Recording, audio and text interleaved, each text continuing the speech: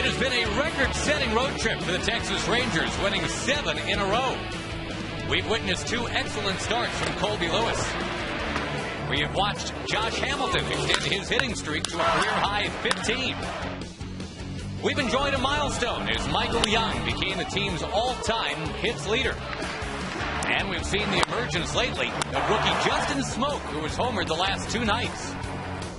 Today, the Rangers going for the sweep here in Houston with C.J. Wilson on the mound. It's coming up on Fox Sports Southwest.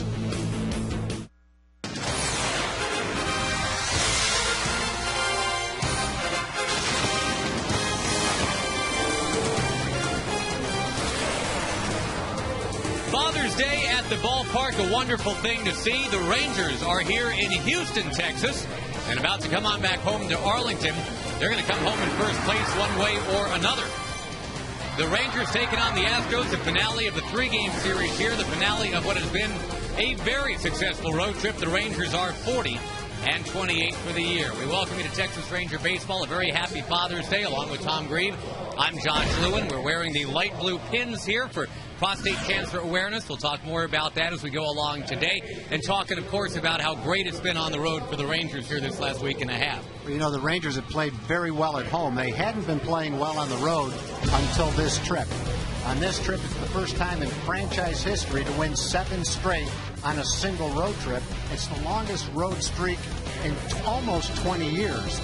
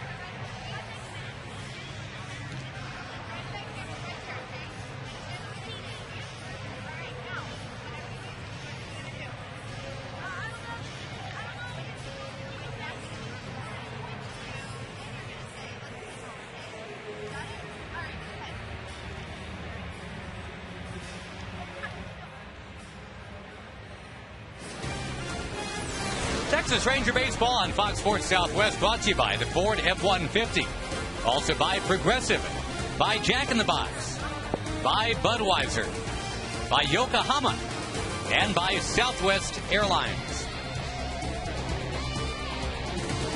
From Houston, and in today's game, we are once again participating in the Home Run Challenge. Today, every home run in this game raises $20,000 for prostate cancer research. And Tom, obviously, you've probably got a better grasp on all of that than I do. Having been through what you've been through, obviously it's a worthwhile thing to do if you can, to call 800-798-CURE. Well, it's a huge benefit for prostate cancer awareness and for their foundation, no doubt about it. It's incredible how much money is raised this time of year every year, so it is a very worthwhile thing. Fathers and sons, fathers and daughters, here today to watch the Rangers and the Astros have at it. And the Rangers finally about to come back home. It's been a long but incredibly successful road trip, and historic road trip for the Rangers. 7 straight wins. They've never done that on one road trip until this last week. And these Astro fans were actually getting out-shouted yesterday by the Ranger fans. We haven't seen that or heard that in a very, very long time. And as much as Ranger fans have had to deal with, for example, Yankee fans coming in and chanting, "Let's go Yankees." A little bit of turnaround last night to hear when the Rangers got up 4-1 on their way to their 5-1 win ultimately. The chant of "Let's go Rangers" here in Houston, Texas. That was pretty cool. A lot of Ranger fans came down from the Metroplex to watch the games here. And I think they're excited about the 7-game winning streak, just like the players are. They let everybody know about it at the ball game yesterday. It was great. All the Astros have taken the field except for the starting pitcher, Felipe Paulino. He's probably a little bit. From 2-on-2 basketball. Brad and his father Jim would take the court against Brad's 2 older brothers. And he said back in the baseball days, Brad would be there waiting for his dad and his brothers. When his dad got home from farming all day, we'd come home about 5 or 6 and say, "Let's go play some ball, guys." Yeah. Great time. And all these guys have similar stories, I'm sure. And sometimes moms doing the job and not the dads. But yeah, you don't get to this level without that kind of support from your family. And he said his dad, Jim, watches all the games. So, Jim, happy Father's Day to you in California today. And we take this opportunity to throw one out to Herb, too. Happy Father's Day. My dad, likely tuned in back in Messina. Dave Anderson has the lineup card for the Texas Rangers, managed by Ron Washington. There is Jim Joyce, the home plate umpire. Al Pedrique has the Astros card. Happy Father's Day for Al as well.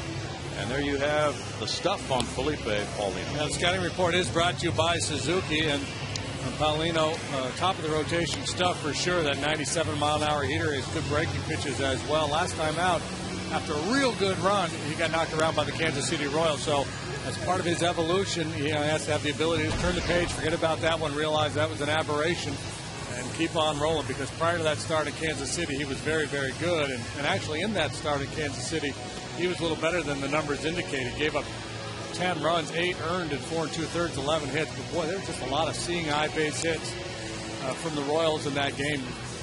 Actually was throwing the ball pretty well. But nonetheless, it's a little bit of a blow when you give up 10 runs in a start.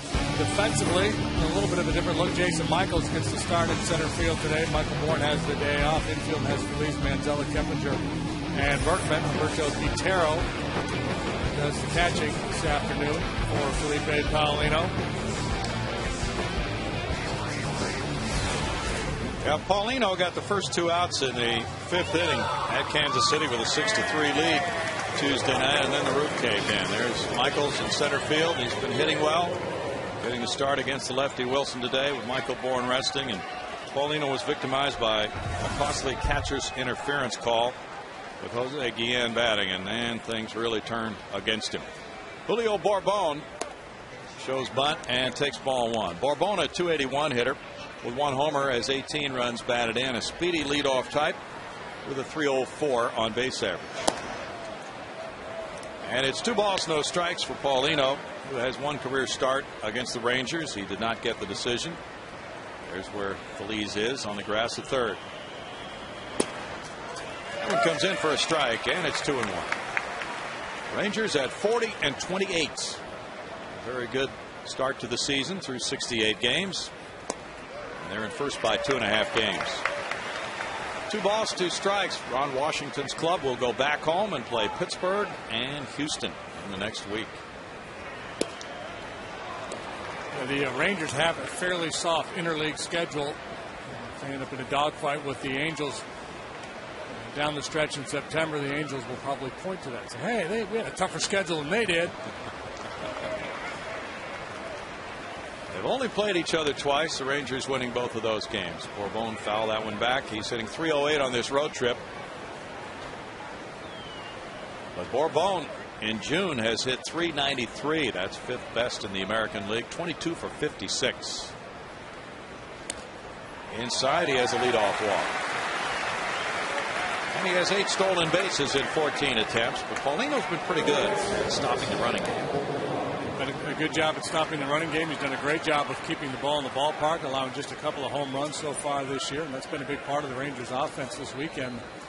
Walks in advance of the home run. A big play last night. David Murphy with a 12-pitch walk, and then the smoke went deep. They had 3 walks in their big 6-run inning against Wandy in the opening game of this series.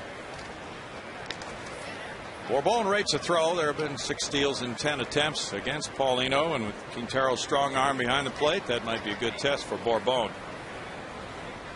Rangers are 4th in steals in the American League.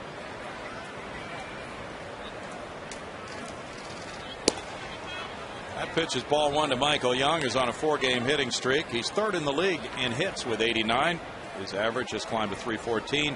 With 8 homers, 44 runs batted in. He hit an opposite field homer last night, and he's 2 for 9 in this series. It's a strike, and it's 1-1 to Michael Young. Michael, the all-time hit leader in the Rangers franchise history. 1,751, 4 more than Pudge Rodriguez. Hit a deep fly ball on a backdoor slider last night, and then hit a home run on a fastball out away from him. So you got to make sure you do your work inside. Can't stay away. Against such a good hitter as Michael Young, have to make him aware of both sides of the plate. 2-1. This Ranger club is 4th in the American League in runs scored. Bourbon leaning a little bit, and his arms pointed back toward the base, and he seemed to have his weight on his right leg. So that was probably a good time to throw over. This is a good running count. He's got 8 steals, but he's been caught 6 times.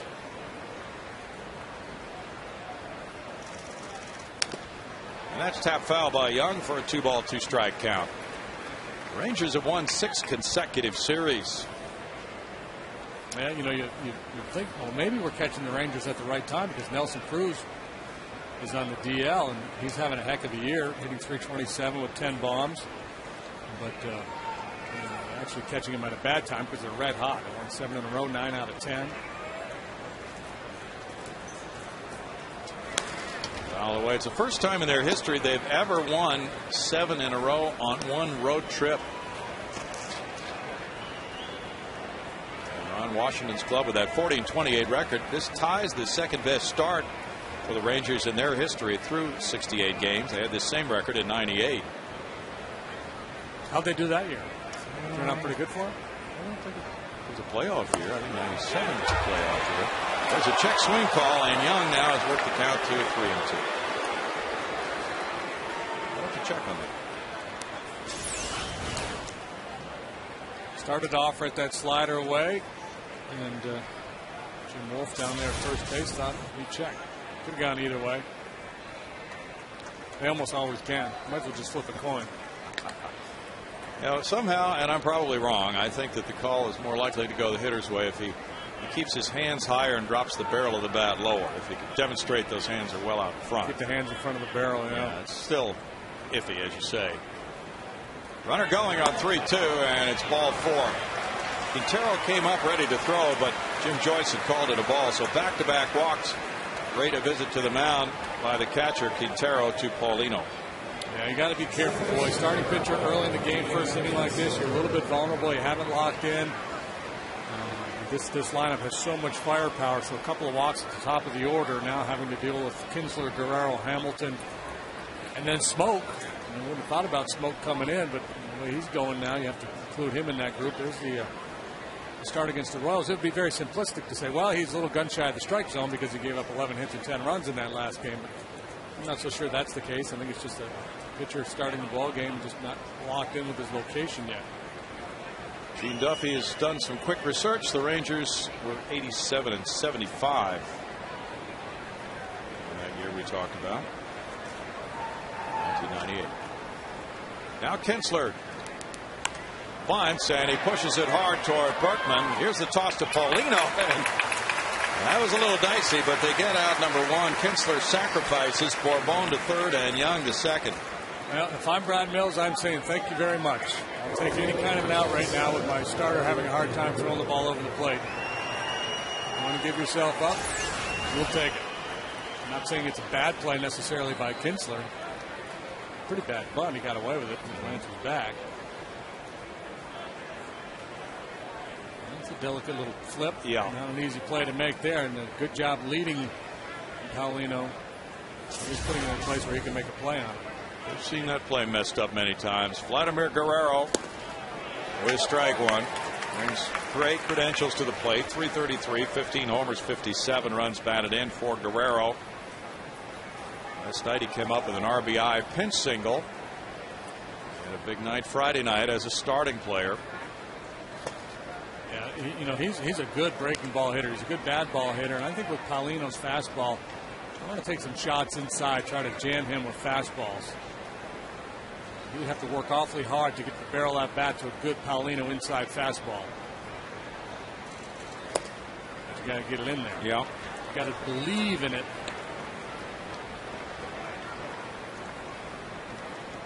Two and one with Bourbon at third and Young at second. One out in the first inning. Guerrero's second in the majors with 57 runs batted in. He started to go for that one. The appeal. Oh, it's a strike by Jim Joyce. No appeal needed. And it's 2-2. Inside umpire calls it. Guerrero, the 35-year-old veteran, has tremendous career credentials. And that one's in on him, and he pops it up. Manzella, that's exactly what you talked about. And that time, Paulino hit a spot. Yeah, that's the pitch right there. Vladdy's so long and strong. And, if you throw him in there consistently every single time, he's probably going to cheat on one and maybe hammer it. So you got to work the off-speed stuff away a little bit too. But I think I feel more comfortable if I were Paulino trying to make that pitch in than trying to go for that outside spot against Vlad. Here's another guy who can thump. Josh Hamilton's had a big series, going 4 for 9, 2 runs batted in. And he's among the best hitters right now. He's on a 15-game hitting streak. There's strike one. That's a career high for him. And he's not just getting one hit a game. He's hit 448 in 15 games, 26 for 58. That's a great location. Boy, if we're going to get that call. 0-2 to Hamilton, who has 5 homers in his last 10 games.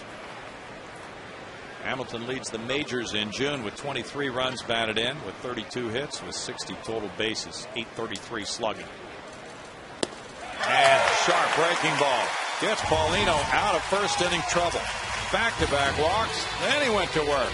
No score.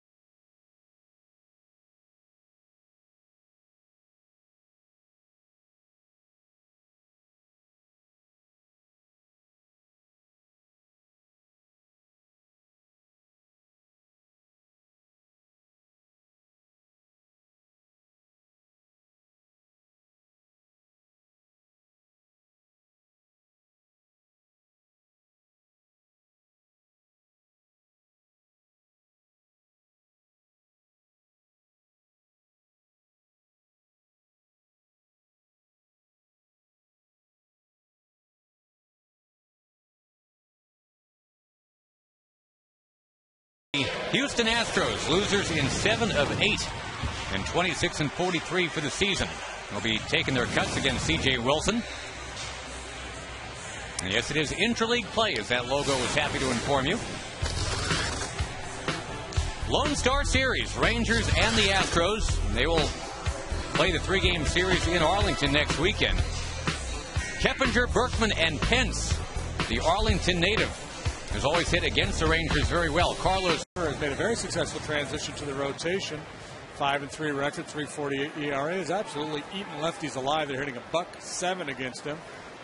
And on the road, he's been good, too. 3.13 ERA. 2.15 batting average against, 4th best in the American League. The slugging average against him is the best mark among all American League pitchers. Fastball, slider, change, and a curveball. Jeff Keppinger is 2 for 7 in this series. He gets the first pitch, and it's in there for strike one. Keppinger at 286 with a homer, has 22 runs batted in. He's hit 317 or 315 against lefties this year. Michael Bourne resting. Wilson has been deaf to left-handed hitters. Michael, let's see what he's hitting. 159 against left-handed pitchers this year, so it's a good time to rest him. 1-1. Bouncer over the mound, and that one sneaks through into center field. A single for Keppinger to lead it off in the Houston first.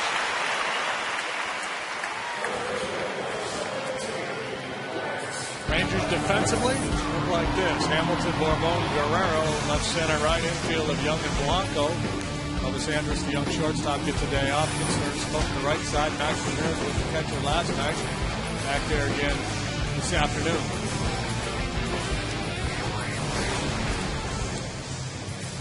It's Lance Berkman at 238 with 6 homers, 28 runs batted in. He is 1 for 6 in this series.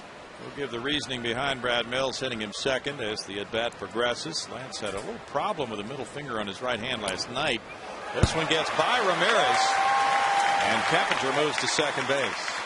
Now, Ramirez has some shortcomings defensively. It was a wild pitch last night, allowed the Astros 1 run to score, but a ball that he should have been able to block at least partially, went right between his legs. He struggled, and he's better than he used to be. He has some issues back there. Pass ball on Ramirez, and that is his first pass ball of the year. And Berkman has a 1-0 pitch coming.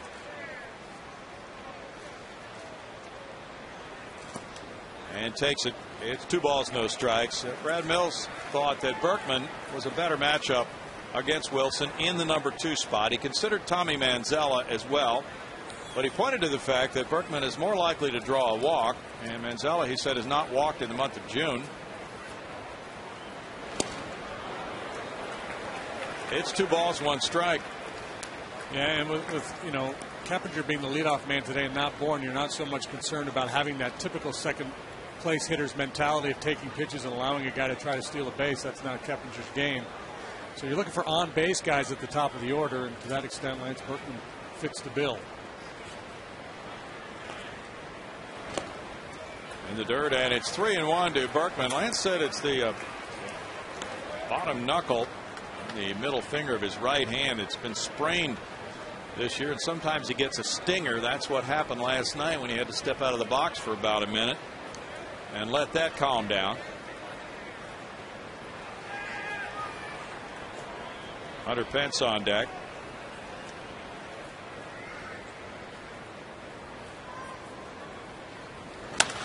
That's to right center field.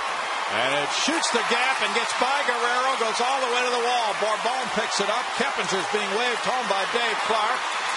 And Berkman, gets back to second base. And it's 1-0. As Berkman gets the RBI double, his 29th run batted in. The skates came out from under him as he rounded second. I think Lance was anticipating a possible play at the plate on Keppinger, wanted to give himself a chance to go to third base. Lack of communication by the Rangers here. I don't know if they would have gotten Jeff Keppinger, but it's certainly a situation where it probably would have been worth taking a shot at him. Jeff waited at second base for that ball to get down before taking off. So he had to go all the way from the base, all the way around to score. And the throw, instead of, Lance is anticipating a relay home, and the throw, they just kind of threw the ball back into the infield as if they had no play whatsoever on Keppinger. They really did have a play. You're right. Hunter Pence, the batter. Ball 1 to Hunter, 273 with 10 homers, 31 runs batted in for him. Now Guerrero tried to snag it on the run down to the backhand side, and it got by. Hunter 3 for 7 in this series with an RBI. Got his 14th infield hit of the year last night, and that broke up a perfect game bid by Colby Lewis. One out in the 5th inning. 5-game hitting streak for Hunter. Throughout this series, the Rangers have been giving away the left field line, playing their outfield. Just about every Astros hitter, regardless left, right, or otherwise, covering, kind of bunching that right center alley, and Guerrero towards the line. In a more conventional alignment, he may have made that play on Berkman's ball. And 6 or 7 years ago, he definitely would have made that play on Berkman's ball, but he's not quite as fleet of foot as he once was. Berkman's 11th double of the year. Pence takes a strike. It's 2-1. He is 4 for 5 in his career against Wilson. Brad Mills explained he, for the moment, likes Pence hitting in between Berkman and Lee. He wants to keep Lance and Carlos split up in the order, at least for a few more days, he said. Hot shot to third. Michael Young looks Berkman back. 1 out. And now the birthday boy, El Caballo, Carlos Lee. 34 years old today. Big day at Carlos's house, huh? Father's Day and a birthday all rolled into one. That is a huge day. Yeah, 34 years old on June 20th. Every girl wants a pony, but I want El Caballo. He has a run sitting out there at second base with an RBI count of 37 for the year. And it's strike one to El Caballo. 222, 10 homers, 37 runs batted in.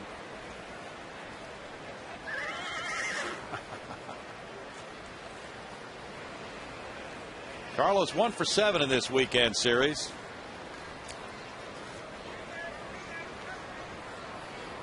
And a turn back towards second. C.J. Wilson, according to one story, will not wear the gray tops on the road uniforms. He wants the blue, and he has the blue color coordinated glove.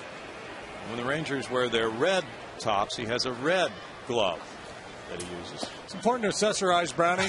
It's can't afford to let that opportunity slide by. So he's matching up very well, JD. Yeah, that's pretty impressive. He's probably got a matching handbag. Well, he might. A Merce, if you will. That's what they call him now? Okay. There's a shot there up the right field line. That'll get the runner home. Berkman scoring to make it 2-0. Lee takes the big turn. RBI single. El Caballo, a birthday hit. And that's his 38th run batted in. Birthday hit, a little early run support for Felipe Paulino. He had that last game, too, but that has not been the norm by any stretch for any of these Astros starters, and certainly not Paulino. Watch Carlos. He realizes with Guerrero out there, he's got to be careful. No way he's going to get two. And you can't go too wide around first, or he'll throw behind you. Berkman scores the run to make it a 2-0 lead. And now Jason Michaels. J. Mike became a father a few months ago. So he doesn't have any big celebration planned tonight.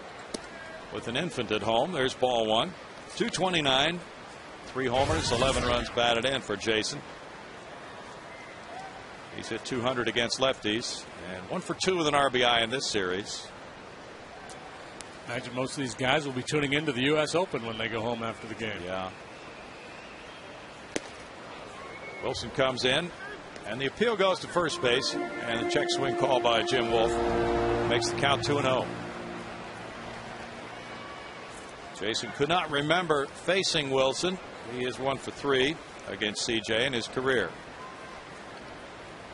CJ 29 years old. Broken bat fielded by Young. He goes to second, and Kinsler relays to first for the double play around the horn. Good concentration by Young with the bat flying through the air. The Astros settle for 2 runs on 3 hits. The Rangers get their 60th double play. 2-0 Astros.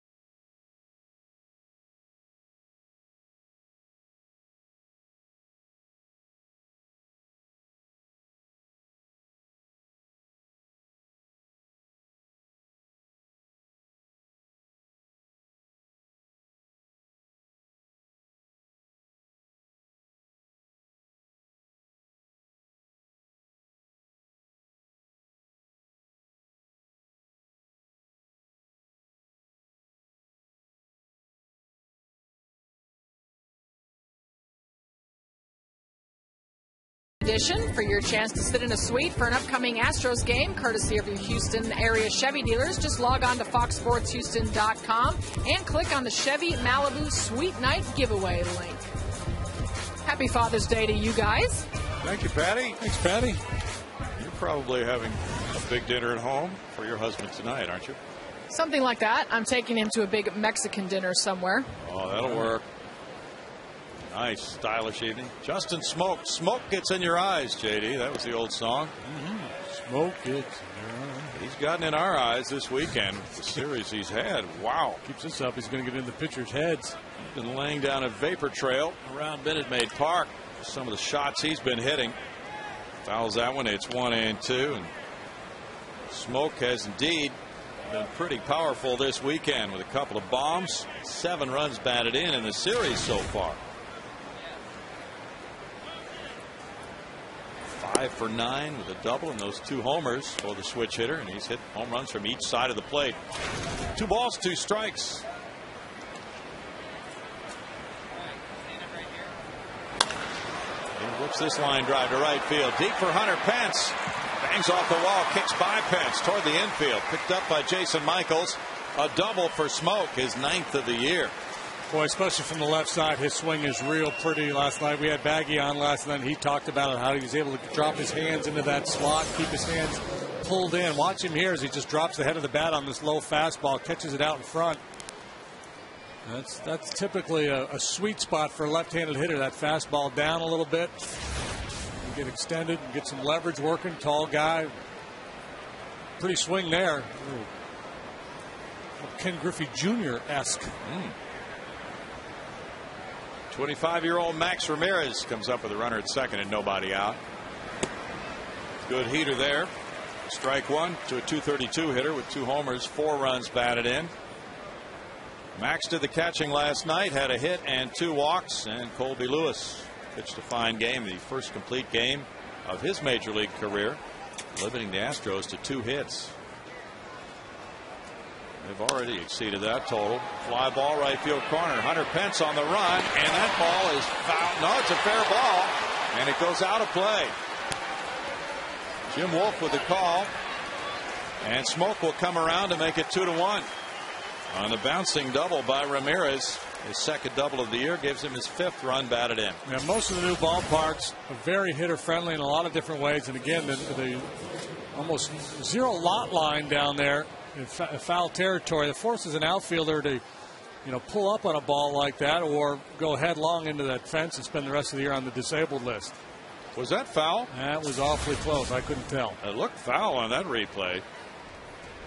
There's a little chunk out of the chalk line there. Okay. Caught a tiny portion of the line. That's all it needs to catch.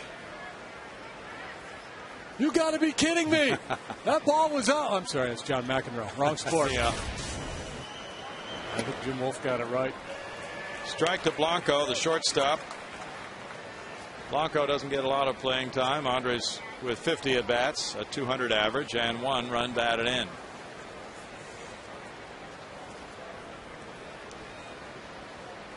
Started Sunday Milwaukee at second base and had a double in that game. 1 ball, 1 all, and 2 strikes now, and Blanco settles back in with Wilson on deck, and the runner at second, Ramirez.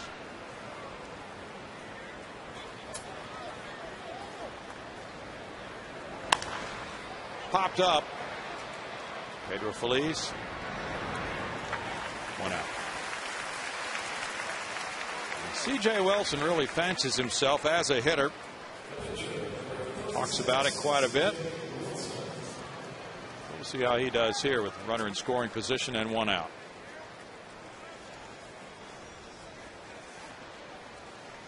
Yeah, it looks like he even has a hitter's ritual. He went over there and he took his bat and made a little mark in the dirt. Step out here, take a look. Good looking athlete. I bet you can handle the bat a little bit. 0 for 2 this season.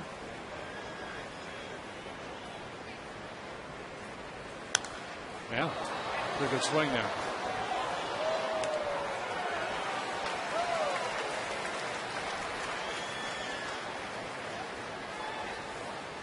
Well, he hit 2 ground balls in his last start. That was against Josh Johnson in Florida. Tough pitcher to face. It's 0-2. There's got to be a certain point of emphasis for an American League pitcher with not very many at-bats all season long.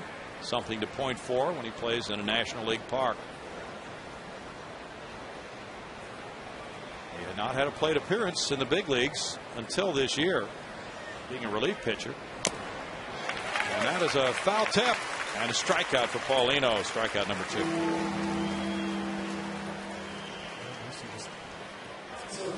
Disgusted with himself. Apparently, he thinks it's easy to get up there and hit off Paulino. Yeah, he just realizes he's only going to get so many chances, and he does have a good swing. It looks like if he were in the National League, he'd really be able to help himself. Apparently in spring training, he was pointing for Barry Zito, getting ready for that start in spring training, and talking about facing Zito in the days leading up to that. I really wanted to get hit off him. Bourbon takes strike 1. Bourbon led off the game with a walk. He was stranded at third base. This Ranger club can really give a pitcher fits. Bourbon heating it up after he was hitting .227 on May 22nd. So now if he's going to hit, in addition to the other guys, that makes it all that much tougher for a pitcher. The Astros have tomorrow off, then the Giants in town, then go right up to Arlington to face this club again next weekend. And that Friday night game, they're going to run into Colby Lewis. Oh, boy. Tommy Hunter will be able to take his start Tuesday night against the Pirates, according to reports. He threw a 45-pitch bullpen session Saturday, and he had to leave that start against Florida with soreness in his right hip flexor. He caught a spike on a throw to first. So the Rangers can stay with their rotation. And it's been a good one for them this year, but not going all that deep into games, and the bullpen has really rescued this pitching staff. Over at third base, it heads for foul ground. Feliz stretching out, can't quite get there. Oh, so close to being the third out. Yeah, got a nice jump on that ball. Just didn't quite have enough hang time for him. Brad Mills was talking today about, he said, how many times have we gotten the first 2 outs in an inning, and then it winds up being a scoring inning?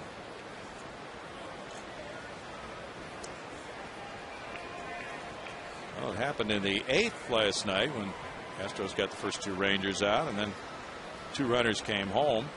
Happened again in the 9th with a 2-out homer. Bounced over the mound up the middle, backhanded. Keppinger throws, but not in time to get the fast Bourbon. Bourbon reaches on the hit up the middle, third hit of the inning, and now it's Michael Young with runners at first and third, 2 outs. And Paulino was victimized in his last start by a lot of hits just like this one. Infield hits or seeing eye hits that bounced through the infield, a couple of flares that dropped in. No crying in baseball, so he can't, but I'll whine for him. Okay. Michael Young comes up with 2 on. He drove in 68 last year. Young looks at ball 1.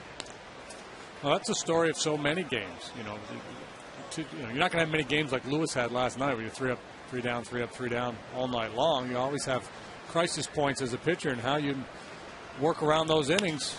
Here's one right here. Diving Feliz throws to second and gets the force play. Big play by Feliz, getting it to Keppinger just ahead of Bourbon's arrival at second. And that means only 1 run for the Rangers on 3 hits, 2-man left in the middle of the second.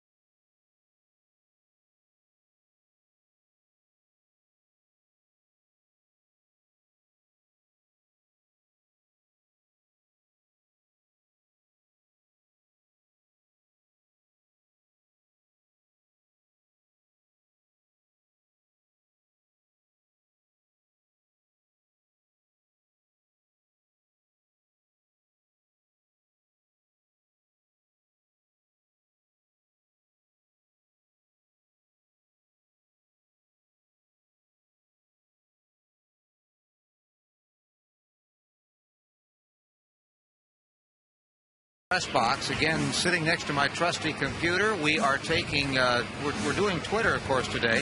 Also emails. Don't forget, you can email at any time. We pass some of them on. Some of them were used on the Wednesday email the booth session in the pregame, and we need some. So give us an email. You can go through the website foxsportshouston.com, and there's a click on spot, or you can use the direct address many of you already know, but we'd like to hear from you anytime, any game.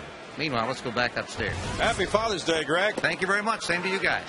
Strike 1 to Pedro Feliz. 220 for Pedro. 2 homers, 22 runs batted in for Pedro. 0 for 4 in this series.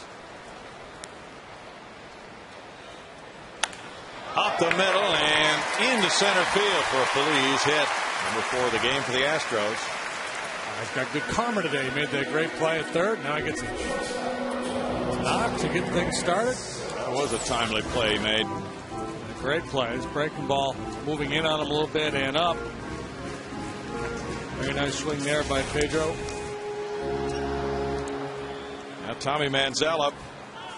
Manzella has hit southpaws very well this season. 209 overall, 1 homer, 16 runs batted in for Tommy. 378 against lefties, 14 hits and 37 at bats.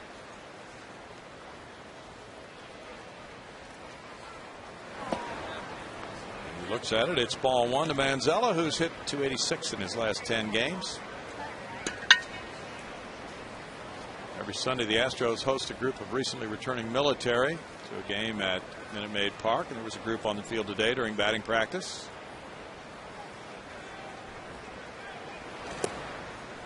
Players usually stroll over and meet with them. 2 balls, no strikes, and they'll be featured tonight on Channel 2, 10 o'clock news. Humberto Quintero is on deck. Good time to cheat on one here, Tommy. Get the head out in front of a fastball. Rangers thinking the Astros might be contemplating a little hit and run play.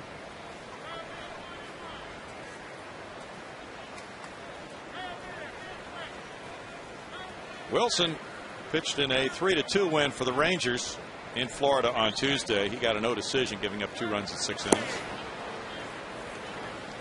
Threw 111 pitches in that game in 6 innings. 2 balls and no strikes, and now it goes to 3-0 on Manzella with Quintero waiting next. Last 2 starts have been good for C.J. Wilson.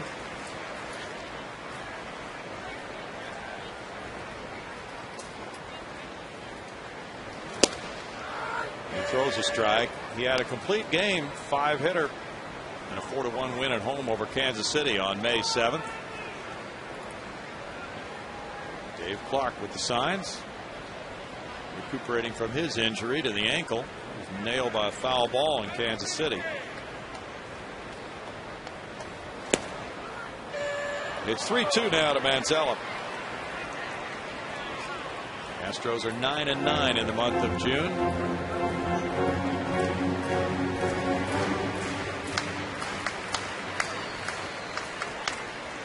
3-2. We'll watch the runner at first, Feliz, not going. Line shot right field. Feliz will head for third, and the ball gets by Vladimir Guerrero. He had stopped at second. Dave Clark is waving him home.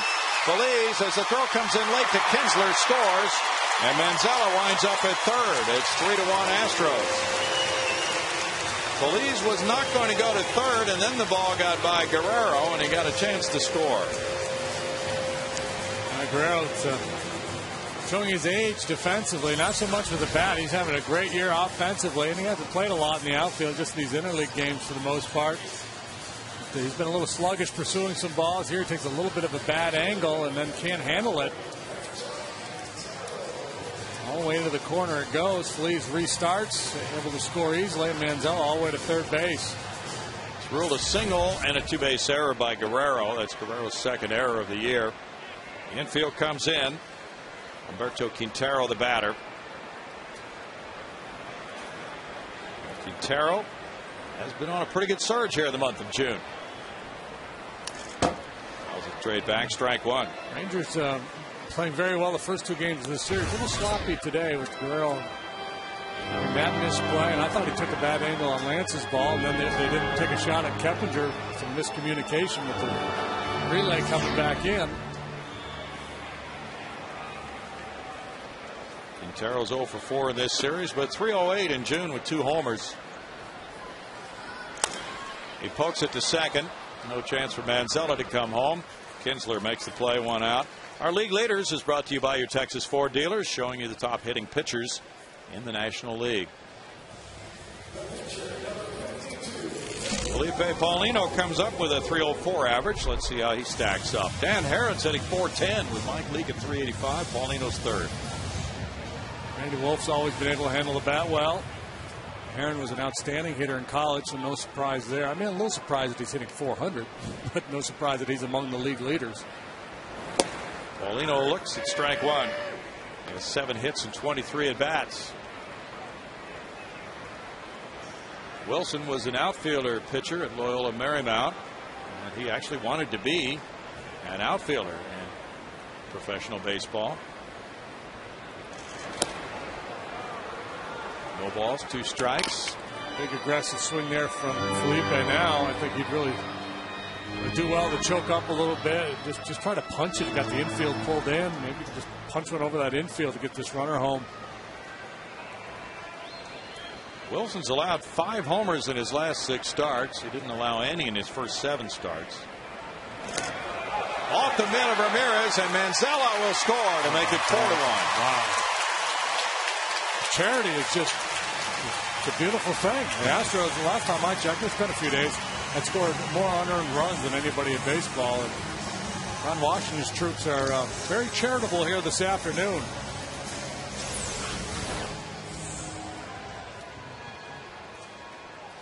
Ramirez, assuming that's going to be ruled a pass ball. If it is the second one of the afternoon, either way, whatever the ruling is, the ball should have caught. Astros had scored 42 unearned runs coming into this game. Out of their 232 total. 1-2 the count.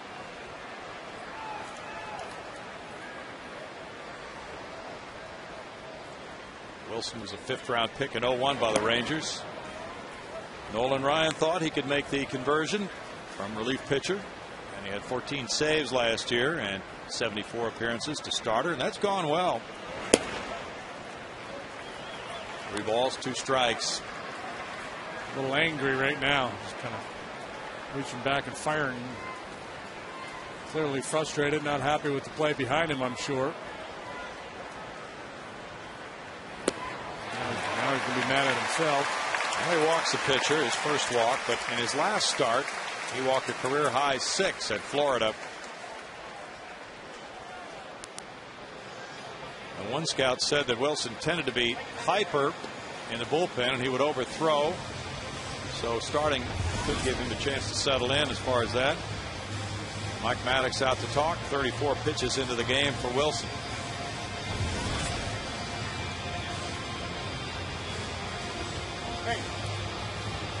Wilson had Tommy John surgery in 04. Maddox has been really a very good influence on this Rangers pitching staff. Well, they turned Kevin Millwood around last year. He got in better condition, went deeper into games. That really helped their staff last season. And they were 8th in the league in ERA. That's not too bad considering the extreme heat at home when they pitch. Keppinger is 1 for 1. In tight. That typically has been the real Achilles heel of the Rangers. The pitching has let them down. Hitting has generally been very good throughout the years on this club. Yeah, but, you know, when I think back to my time in the American League, and that's going a long time ago. And then since taking this job, when I think about the Rangers, I think of offensive guys. J-Rod, Michael Young, Whitelock when he was there, Josh Hamilton now. Teixeira. Back when I played, it was Igor and Pudge. That's right. Juan Gonzalez was a monster. Third baseman. Dean. Oh, yeah, Palmer. Dean Palmer. He was a slugger. Yeah. Then you say, okay, now rattle off all the pitchers you remember over the years from the Rangers. Not so much. Rick Helling. Nolan. One hopper to short. There's the toss to second and the turn by Kinsler from Blanco to start the 6-4-3 double play. The Astros come up with 2 more runs in the second on 2 hits with an error. And after 2, they lead it 4-1.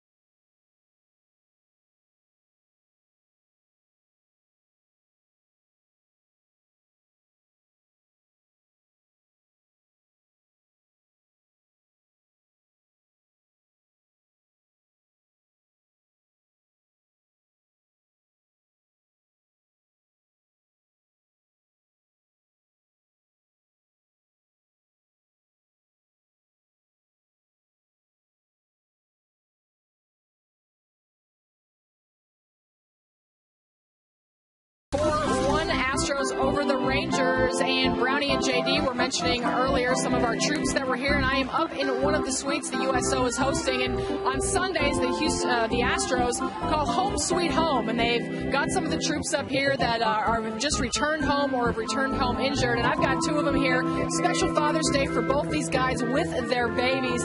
To my left, I have from the Department of Defense, Eric Maddox and his little girl, Mary. And then to my right, I have Corporal Andrew Toppin with his little one, just 2 months old, Addison. And you guys, we appreciate you being up here. And I want you to tell us just briefly a little bit about your story. I know you were very instrumental in the capture of Saddam Hussein.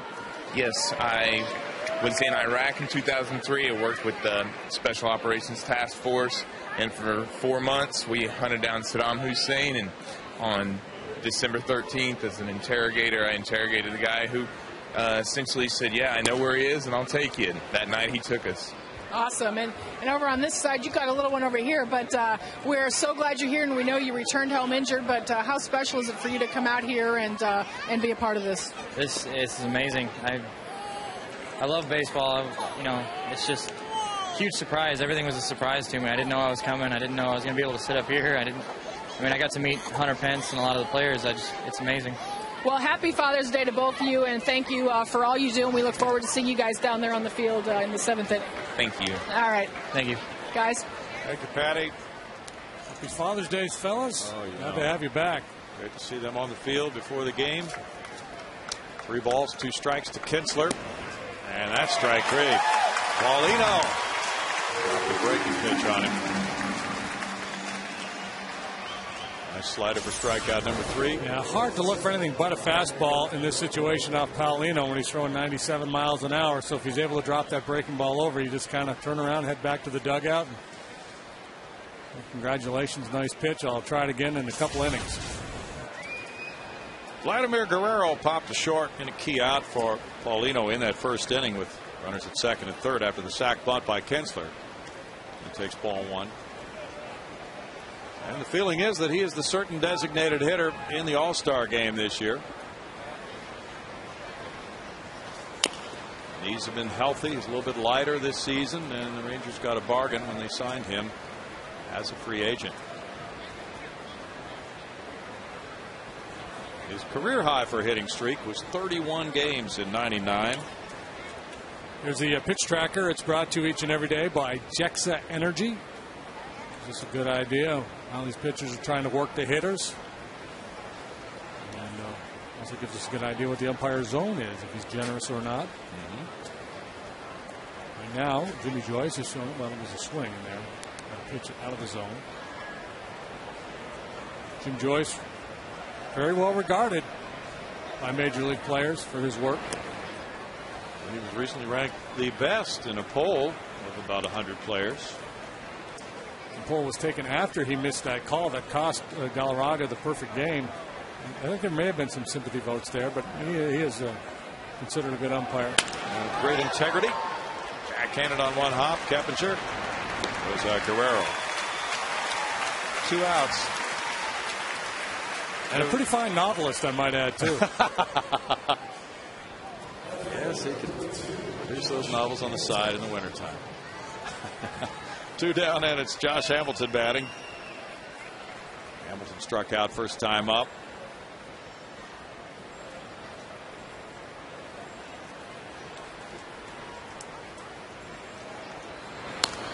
Hamilton from North Carolina, and he fouls it, strike 1. First player drafted in '99. He was in a terrible car accident in '01, and he had back pain all year after that. He started taking some pills and got hooked. That led to a bad cycle for him. There's a line drive to left field. Carlos Lee charges. Hamilton with a big turn. It's dropped. Now Hamilton goes to second base. So that'll have to be a single and an error on El Caballo, his 3rd of the year. And Hamilton takes his hitting streak to 16 games. Now, it's kind of ironic because Hamilton was stopping, and the reason he was able to advance was because Carlos assumed he might be going. So Carlos, as he's trying to pick up this ball, is taking a peek to see what Hamilton's trying to do. Doesn't get the handle with the bare hand. Probably should just come in and glove that one. That's true. He had time to do that. Well, the Astros are charged with their first error. The Rangers have made an error. Rangers have left 4 men on base. Justin Smoke drilled a double to right first time up.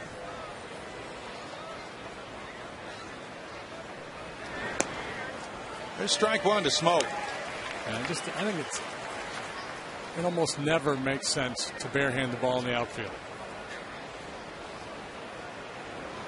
Potential loss is far greater than the potential advantage. Mm-hmm. Except maybe a carom off the wall, something like that. Well, yeah, if it kicks a certain way, and the only way you can get it is with your bare hand. But I mean, on a ball like that where you're charging, you think you have to be fast, so you try to barehand it like a third baseman on a slow roller. Right. 1-1 with Hamilton, the base runner.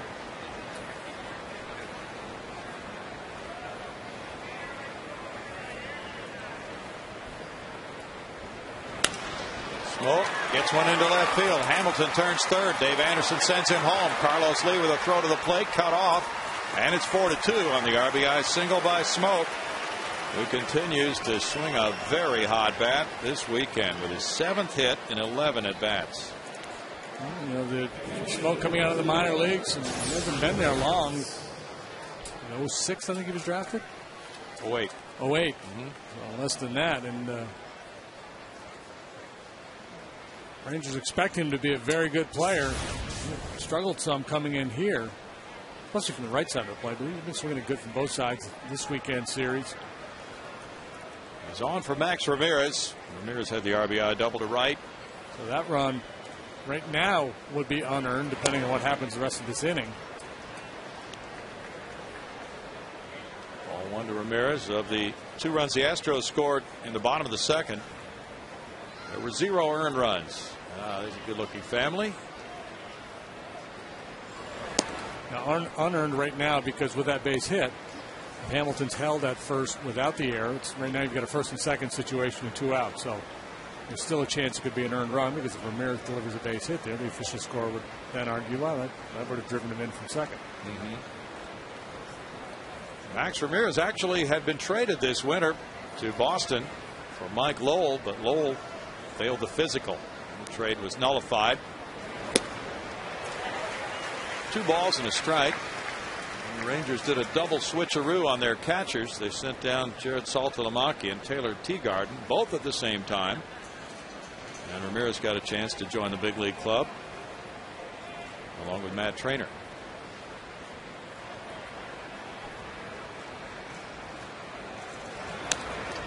Calls it back. Saltalamacchia has been suffering from the thing and the inability to throw the ball accurately. Apparently down in the minor leagues now, he's back throwing well again. But I think if you're the Rangers, you got a good thing going. 1-7 in a row, 9 out of 10, and you got a good mix with the guys you're using. Ramirez, to me, because of his defensive play, maybe on a little bit shaky ground here. He was a third baseman until 05. And a strikeout for Paulino. That's number 4. That ends the 3rd inning, and the run is unearned. It's 1 run, 2 hits, 1 error, and 1 left. It's 4-2 Houston.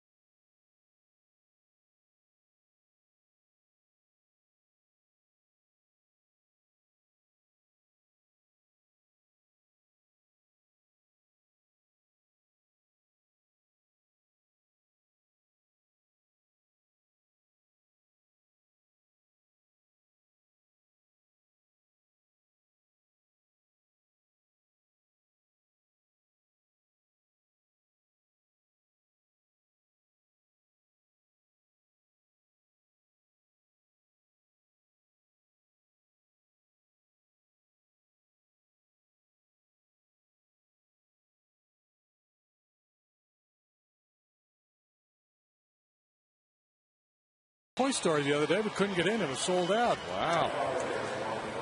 It's a high movie season. All the kids out. Now we go to the last of the third inning.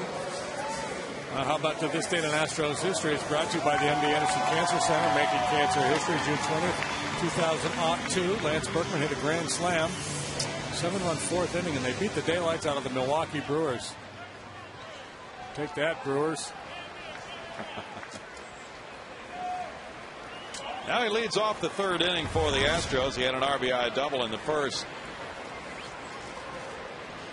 C.J. Wilson goes strike one at 91 miles per hour. C.J. has been victimized by some sloppy play behind him. He has not been particularly sharp, however. It's not all on the defense. He's thrown as many balls as strikes so far. C.J.'s been facing the Astros since the 06 season in relief. This is his first career start against Houston. Got a win last year in the 10th inning against the Astros, June 17th at Texas. And he's 1-1 lifetime against Houston. Father is camouflage there along with the two boys. 1-2.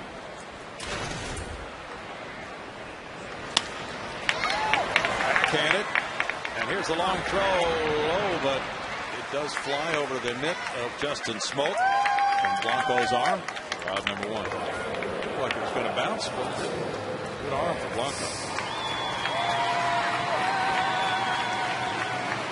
Got pretty deep in the hole when he made that play. Hunter Pence, JD, has been doing further research on his Indian heritage. Yes, I saw that. Okay. I was talking to him in the clubhouse. All right. Well, he said he's actually got Cherokee blood in his family. Did you see the picture? Yeah, he showed me the picture. Of his great-great-grandfather, Andrew Larson, who was 100% Danish.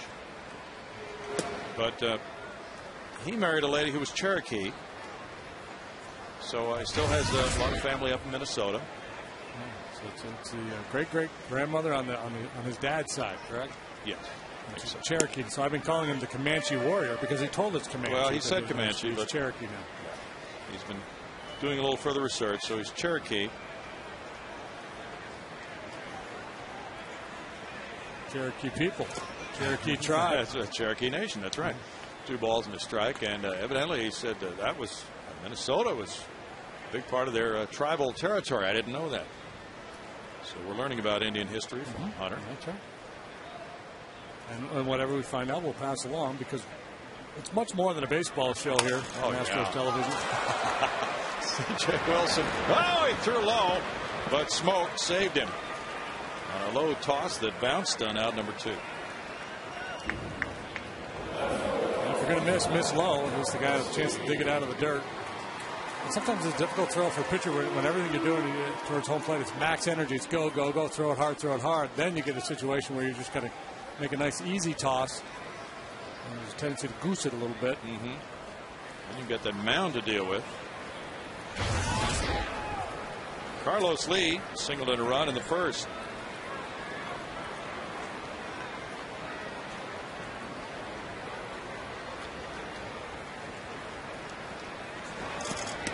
Big cut there, at a breaking pitch, and it's strike one. Now, Wilson has not pitched more than 2 innings against the Astros in any of his appearances in his career, and there have been 10 of them. His first year in the big leagues, he made, I believe, 6 starts. And then since then, it's been all out of relief, out of the bullpen until this season. Well, it would serve the Rangers certainly very well if he can continue to do what he has started to do. He's 5-3 with a 3.48 ERA, getting a lot more innings out of him now. And they have the electric Neftali Feliz to close, which was Wilson's job before.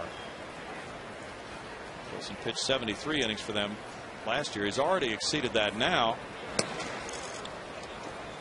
1-2. It's not just pitching innings either, it's competitive innings. 94 had a lot of movement. Ramirez is having a hard time holding him today. Yeah, he is. Wilson's first start, 7 shutout innings at home against Toronto, and he got a no decision in that one. That's foul. Well, one ball too short. And financially, it's a smart move for him. Because if you're not the closer, you're going to make more money as a starting pitcher than you would as a setup guy or seventh inning guy.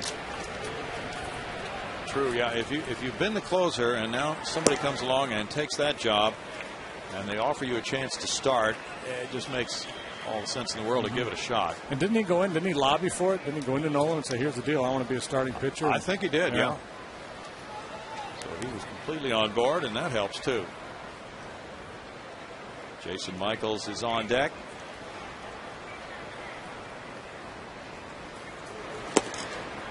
That comes in for ball 3, and it's a full count now.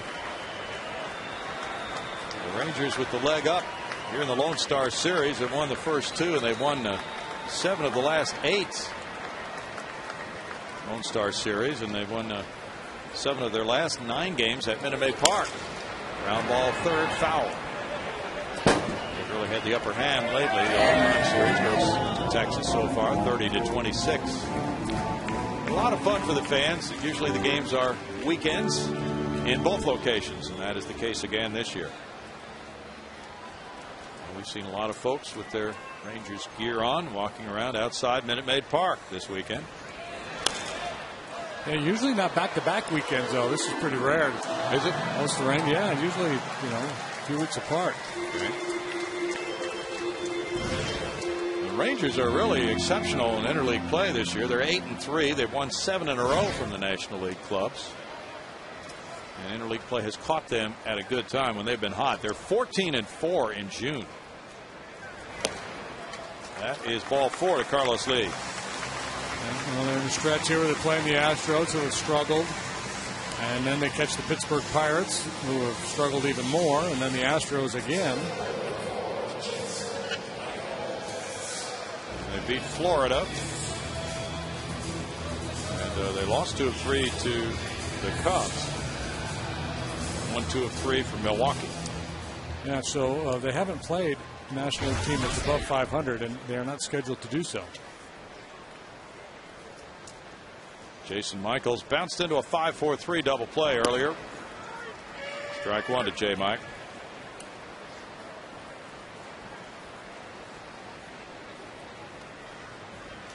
Those are the T-shirts that went out to the first 10,000 fans Friday night. He's already gotten his laundered and is wearing it on a Sunday.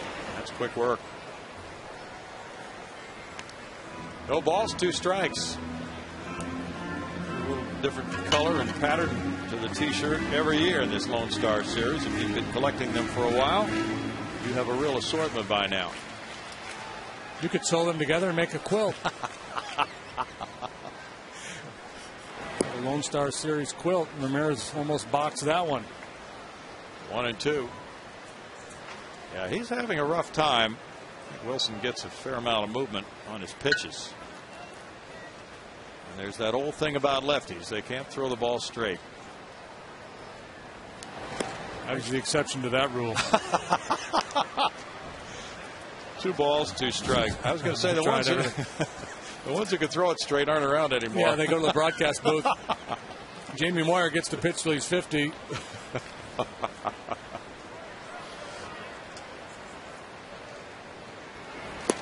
Swing and a miss, and Michaels goes down to end the 3rd inning. With the score 4-2 Astros after 3.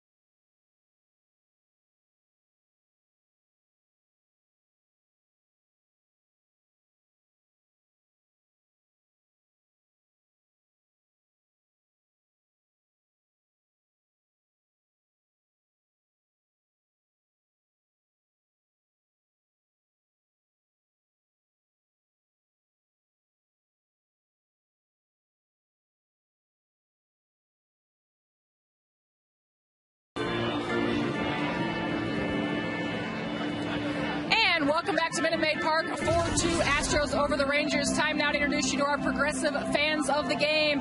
These are not just Houston's greatest dads, but if you can see these T-shirts, the world's greatest dads. I got Jason, I got Ronnie, I got David, and I got little Ronnie.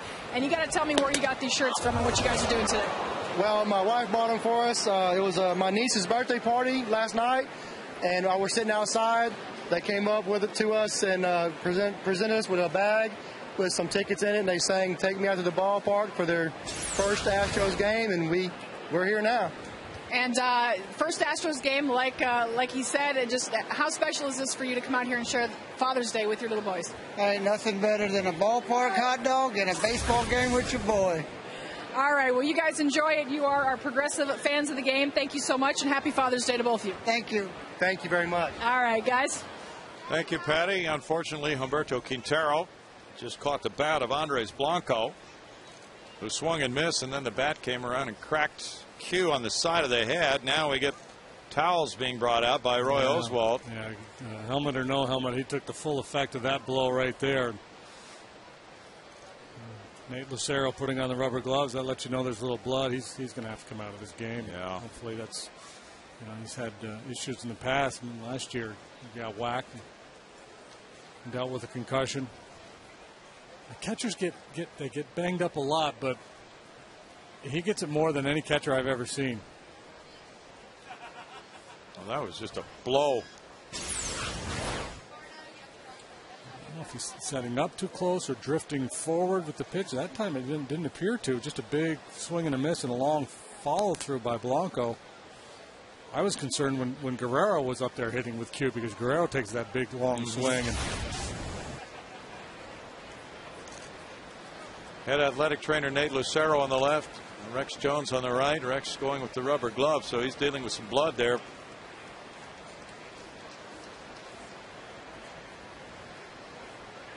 Looks like we'll see where it is. It's on the top right part of the head as Brad Mills looks in. And Kevin Cash now has come out with the gear on.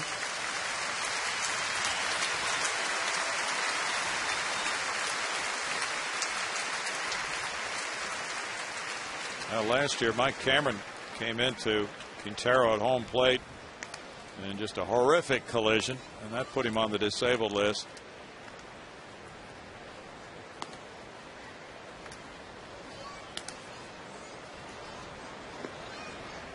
Blanco seemed concerned. He walked away, went down to the dugout, and that's something that seems to be weighing on his mind right now. Manzella comes over. And Blanco says something to him.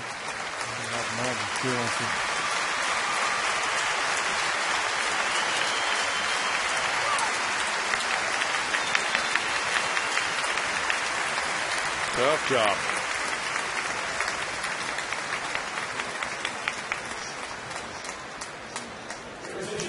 They'll head for the trainer's room and more treatment. Quite a bit of blood there in the glove of Nate Lucero. And meanwhile, Paulino warming up to Cash now as Cash gets into this game. And Brad Mills had said before the game last night he does not plan to go with 13 pitchers after next weekend, when interleague play will come to an end with that series in Arlington. He's really been operating with this 4-man bench for a while now, and it straps him as far as being able to use pinch hitters. Now he has to use his backup catcher as early as the 4th inning of the game. Yeah, so that leaves him 3 men on the bench right now: Sullivan, Bourne, and Blum. And I don't know who is Blum the emergency catcher if Kevin Cash were to get hurt? Blum or Keppinger. Both have said they could do it. That would be obviously an emergency situation.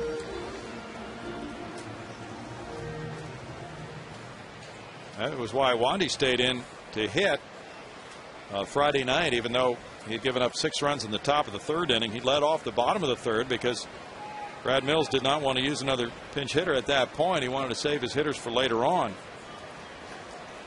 So Keppinger has said he could catch, and Blum has said that same thing. And there's Blanco swinging and missing. Strike 2.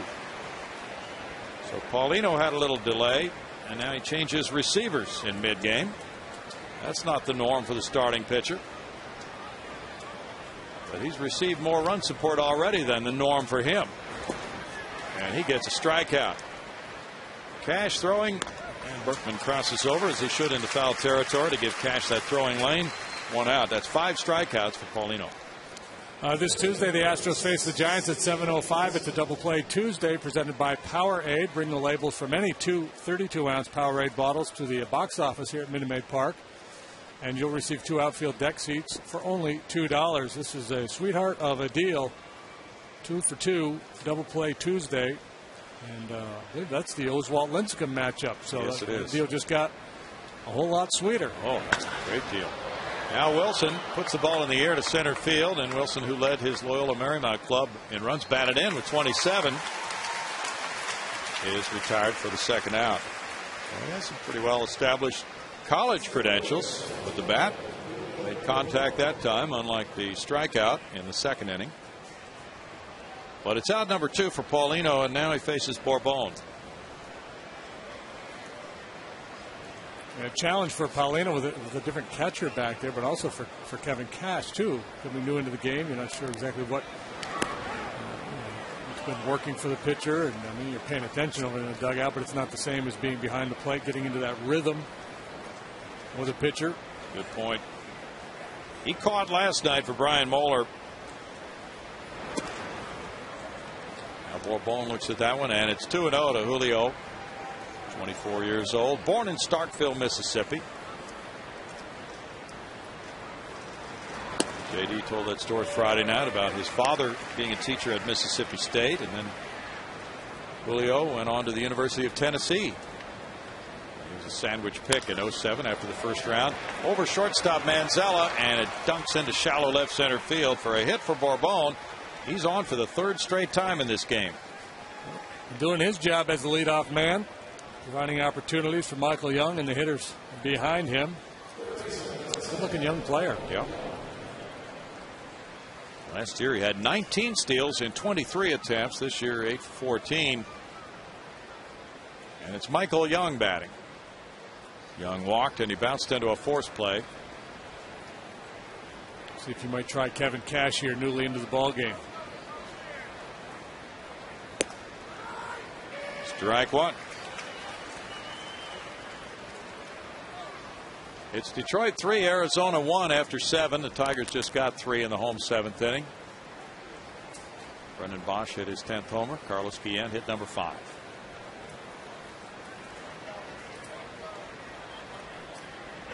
Arizona snapped that 14-game road losing streak yesterday. 0-2. Florida leads Tampa Bay 4-1. They're in the bottom of the 8th at Florida. Did you see what they did last night? They gave out the Bubazellas. The Hooba Hooba? Yeah. What's that? Those horns. The World Cup horn? They're so obnoxious during the World Cup. Fly ball right field corner. Hunter Pence in position. And that's out number 3. No runs, a hit, and a man left. 4-2 Astros.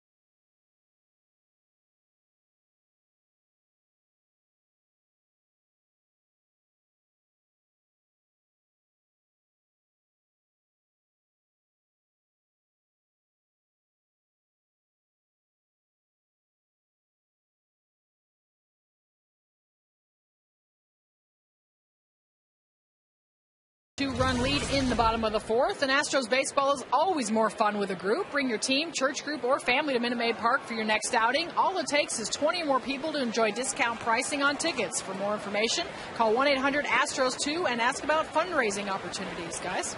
That's right. They're there for you. Thanks, Patty. Wilson goes to work on Feliz and throws strike one. Feliz got it started in the 2nd for the Astros with a single up the middle and came around to score. The error by Guerrero helping. Pulls this one, and it's just foul, third base side. A sparkling play in the field. Singleton scored last time, just missed a leadoff double here in the 4th. That's a good day for that young man. He's not giving it to Dad either. Even on Father's Day. There is a line to be drawn. Yankees lead the Mets 4-0 in the 7th. Ball one. Mark Teixeira hit his 12th home run. White Sox 5, Washington 3 after 6 in Washington. Feliz looks at that one for ball 2. Nationals were hanging in there in the National League East for a while now, starting to slip. They've lost 5 in a row coming into play this afternoon. 10 games off the pace. The Atlanta Braves. 2-hopper Michael Young. Low throw and Smoke digs it out. Second dig by Smoke. 1 out. Smoke is not been known for his glove work, but he made a good play in the Florida series. Careful now. We're going to create a new stat there, throwing that dig out there. People are going to start counting digs. Volleyball. Oh, no, we don't need any more stats. League digs. Tommy Manzella lined a single to right field in the 2nd inning. And Guerrero had a problem with it. Let it get by him for a 2-base error. Feliz coming around to score. Curveball's good for strike 1 on Manzella. Giants, who will be here Tuesday night, lead at Toronto 7-3. They got 5 in the top of the 6th inning. Freddie Sanchez hit his first home run. Aubrey Huff, number 12. Huff's having a pretty good year for that club. He sure is. 0-2, so it's Lincecum and Oswalt for the 3rd time this year. Tuesday night at 7:05. Father's Day tie for you. It goes with anything. We need to look at that again. Check that out. When have you seen a tie with a sleeveless muscle shirt? Outside of Fred Flintstone? Can't think of any. That's beautiful. And the guy next to him's kind of got the junior sample thing going on. So it's kind of didn't see him.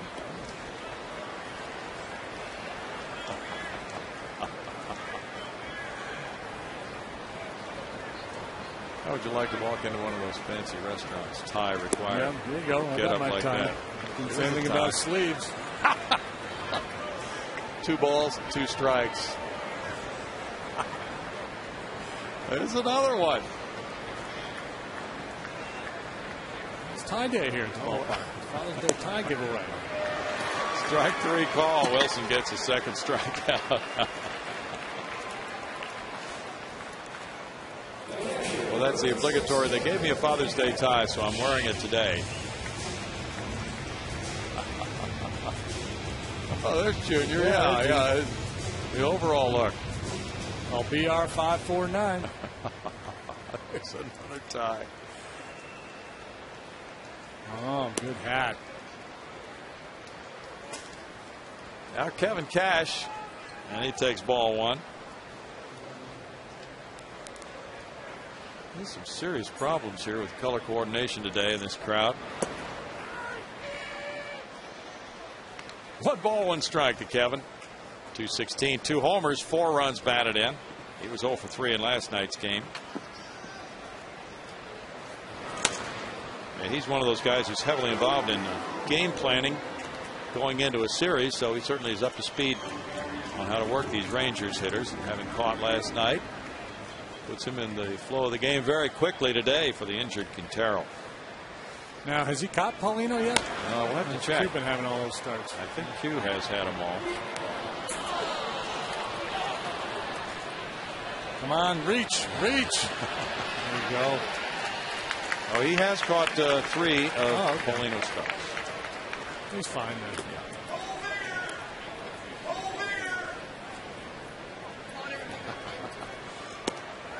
And that's strike 3. 4th inning goes well for C.J. Wilson. He strikes out 2 in a 1-2-3 frame. It's 4-2 Astros.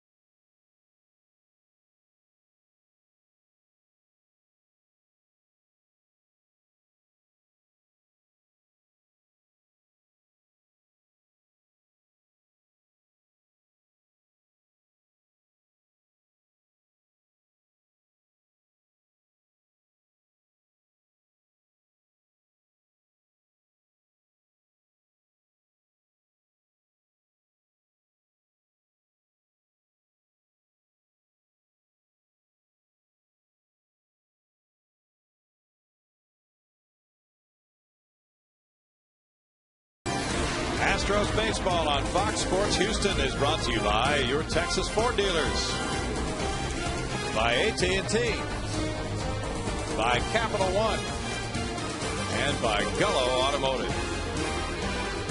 Do the chicken dance. Good crowd on a Sunday at Minute Maid Park. Last night was a sellout with 41,060. Now the finale of this series finds Felipe Paulino leading at 4-2 heading to the 5th inning. Kinsler, Guerrero, and Hamilton due to bat. Kinsler put down a sac bunt in the 1st. He struck out looking in the 3rd. Goes for the first pitch, and this fly ball heads for Hunter Pence. Near the line. 1 pitch, 1 out for Paulino. And Paulino had really gotten his season turned around after some early season struggles. He rattled off 5 or 6 very good starts in a row. Over a span of 5 starts, had a .175 ERA prior to that start last time. So that's kind of I was a little bit intrigued coming to the ballpark today to see how he would do after getting knocked around a little bit in Kansas City, because that's the next step. You know, okay, he was bad, then he was really good. Now, how does he respond to a bad one after all those good starts? And he's come out and pitched quite well here this afternoon. Strike to Guerrero. Guerrero's 0 for 2. Yes, he has. Gave up 11 hits in 4 2/3. A lot of those were ground balls through the infield. The catcher's interference led to a big inning against him, and he got tagged with 8 earned runs. But prior to that, the 5 starts previous had been terrific for Paulino, and he had a 1.75 ERA in those 5 starts. He went 8 innings, 3 starts in a row prior to the last one. First Astro to do that since Roy Oswalt in 08. Oh my. 1-1. Cleveland leads Pittsburgh 3-2 in the bottom of the 6th inning. Fox Tracks had it on the corner. Yes, it did. You know, a lot of folks are bummed about that firing in Pittsburgh. Did you hear about one of the guys who is involved with the pierogi races? Well, I did see a headline about a pierogi, but I failed to read the story. He was fired. Struck him out on high heat. That's number 6. What did he do wrong? We'll get to that right after this. All right. It's a little high cheddar. Again, in. He tried to pull his hands in, but with Paulino's fastball, that's a tough mission. Here's our AT&T trivia question about Josh Hamilton. He's hitting .444 in June. Who are the only 2 Rangers in team history to hit over .400 for the month of June? don't know. Let's go with Pudge Rodriguez and Juan Gonzalez. Just because those are the first two Rangers you mentioned a few innings ago. Lined up the right field line. That's right on the line and hops into the seats for a double. And Hamilton continues his June surge. Awesome, Hamilton. That's his 19th double. That's my best attempt at a Jeff Spicoli. Again, that low down and in fastball. Left-handers generally like that pitch, but Hamilton's such a good hitter. He hits balls up, down. He's nowhere close to one-dimensional hitter. Yeah, pretty much one-handed on that. Now Smoke, who's 7 for 11 this weekend with 8 runs batted in, double and a single today. The guy who was involved in the pierogi races was fired for what he wrote in his Facebook page. Oh, well, there you go. What did he do? Take a shot at the club? He took a shot at the club for that secret extension of the general manager and managers contracts over the winter in Pittsburgh, and not announcing those contract extensions. Yeah, you don't want to take heat from the pierogi. If you're the Pirates, with all the bad things going on there, they're losing every night. Then you take a hit on Facebook from the guy who dresses up as a pierogi. Yeah.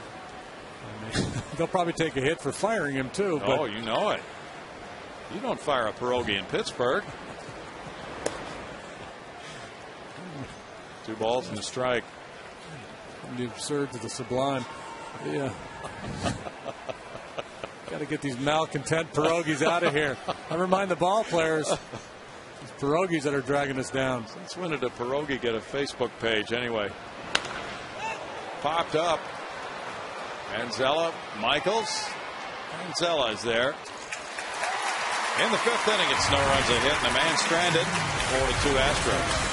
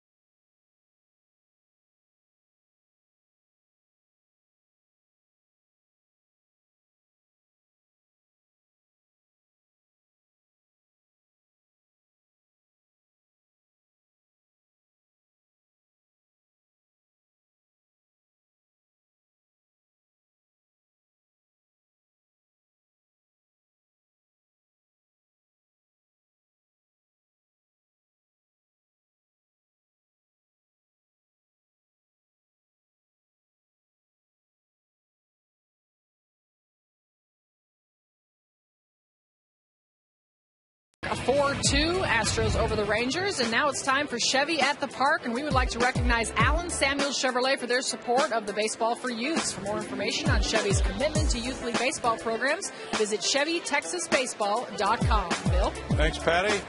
Junction Jack mingling with the crowd. 4-2, the Astros lead it. They're batting in the 5th inning now with Paulino taking strike 1 from C.J. Wilson. Paulino walked in the 2nd inning.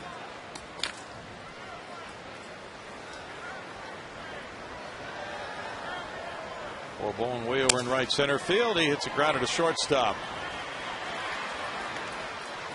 Blanco takes care of out number 1. Time for today's Jack in the Box standings, showing you the minor league and the Round Rock Express. Jason Bourgeois hitting .345. Chris Johnson .329. Chris is 3 really put things together with 8 homers, 33 runs batted in, and a .570 slugging percentage. He's making a pretty compelling case. Maybe returning to the major leagues. Yeah, he's knocking on the door. That's Jeff Capinger. Capinger 1 for 2. I don't know where the Astros are, with regards to Pedro Feliz. He certainly struggled this year, swinging the bat pretty well here today, but be thinking about making a move in that direction. Nobody's told me anything. I'm just looking at Johnson's numbers and the fact that Pedro has struggled. When you sign a veteran player like Pedro Feliz, he's got a pretty good resume. You want to give him some time to get things straightened out. But there also comes a point where you're tempted to move in another direction. Blanco goes out. Capinger 2 down. Well, Johnson, who was here earlier and then got hurt, has a slugging percentage of .570 and on base of .362, so that gives him a .932 OPS. He's made 10 errors this year at third base.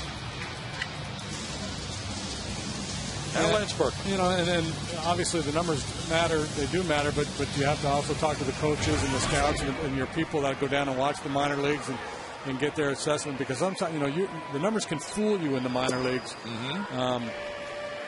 I know at the end of my career, I was still a pretty good AAA pitcher, but I didn't have the stuff to get big league hitters out anymore. And likewise, there's guys that can do fine against AAA pitching, but they don't have the bat speed to compete against major league pitching day in and day out. Yeah, so the numbers can look great from AAA, but the scouts may not project those numbers into a good major league performance. 1-2 the count. Jason Castro hit a home run last night, his 4th. He's back in the 260s. He was up in the 280s for a while.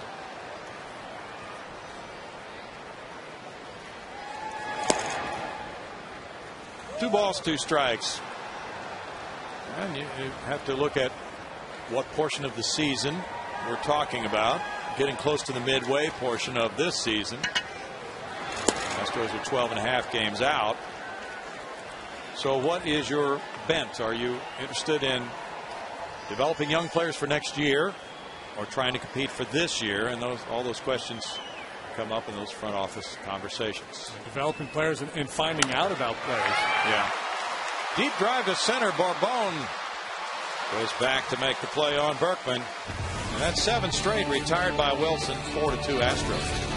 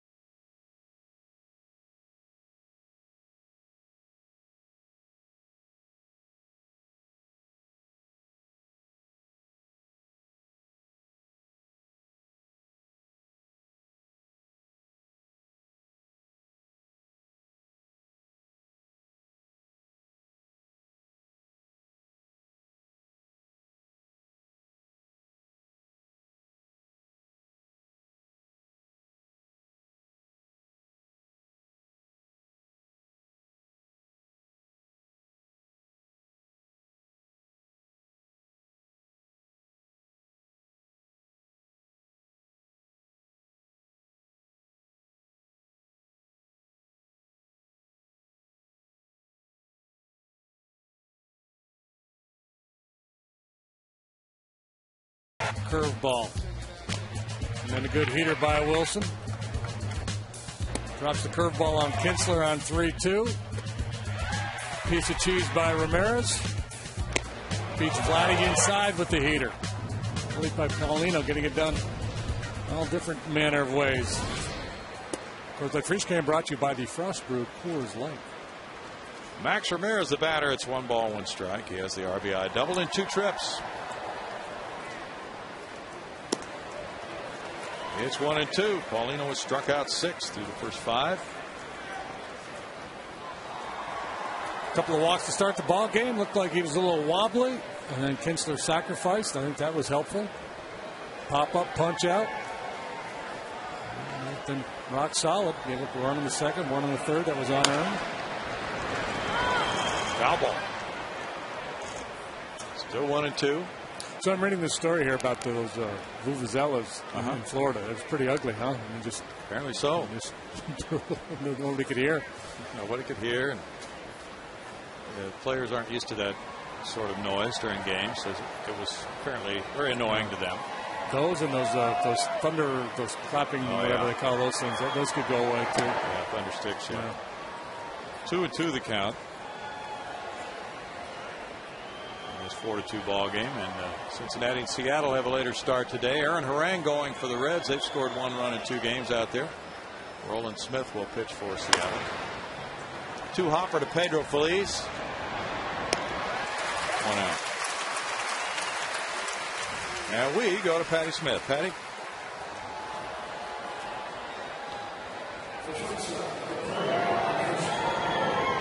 Now you're on, Patty. Well, Chris Sampson is going to be appearing at the Whataburger on Wallaceville Road, June 23rd from 11 to 12, and you can enter to be the ultimate Whataburger Whata fan. And see Chris. Have a burger. I think with that promotion, there's a chance to come and hang out in a suite here at the ballpark. You get a Whataburger for a year. You get to be down on the field for BP, throw out a first pitch. That's right. Liner over Berkman up the right field line. Blanco takes the turn, and Hunter Pence holds him to a long single. Well played by Pence in right. Yeah, there's a marked defensive advantage for the Astros in right field this afternoon. Vladimir Guerrero not moving all that well. Pence, one of the more mobile right fielders in the game. Both have good throwing arms. Guerrero, over the course of his career, has had one of the best arms in all of baseball. That keeps the double play in order with Hunter's play. Keeping Blanco at first for Wilson. Wilson's 0 for 2. Yeah, Wilson played in 43 of 44 games when he was at Loyola and led the club. Runs batted in. Now the bunt is a good one. Paulino to Keppinger. Snagged that one. That one went right around Wilson's head. 2 outs on the sacrifice. First of the year for Wilson. Yeah, beautifully done. Good enough athlete where he's busting it down the line. Couldn't really lollygag it. I mean, that's just a perfect bunt. Watch this one. Right over the batting helmet. Keppinger was able to make that play, and now it's Bourbon batting. Bourbon has been on all 3 times. A walk and 2 singles for Julio. Kansas City and Atlanta are tied 5-5 after 6 in Atlanta. Bone takes ball 1. Detroit now has beaten Arizona 3-1. Max Scherzer going to 4-6, beating Ian Kennedy. He's 3-5. Jose Valverde got save number 16 for the Tigers. Back to back with the changeup. Nice job there. Missed up with the first one, and a lot of times that's when you're best equipped to make the adjustment. Come right back with another one, and he threw a dandy. 95 pitches for Paulino, 64 of them strikes. Ripped on a line into right center. That'll make it 4-3. Here's the big turn, and that ball is dropped by Michaels in center field, so Bourbon is able to make it easily into second base. And the Rangers keep on chipping away. They've had hits in every inning since the first.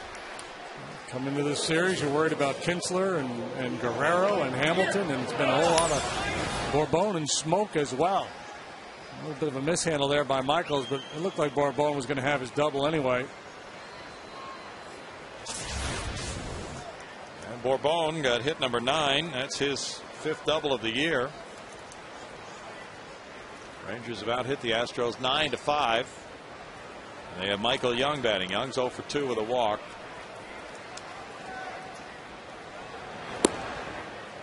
Young looks at ball 1.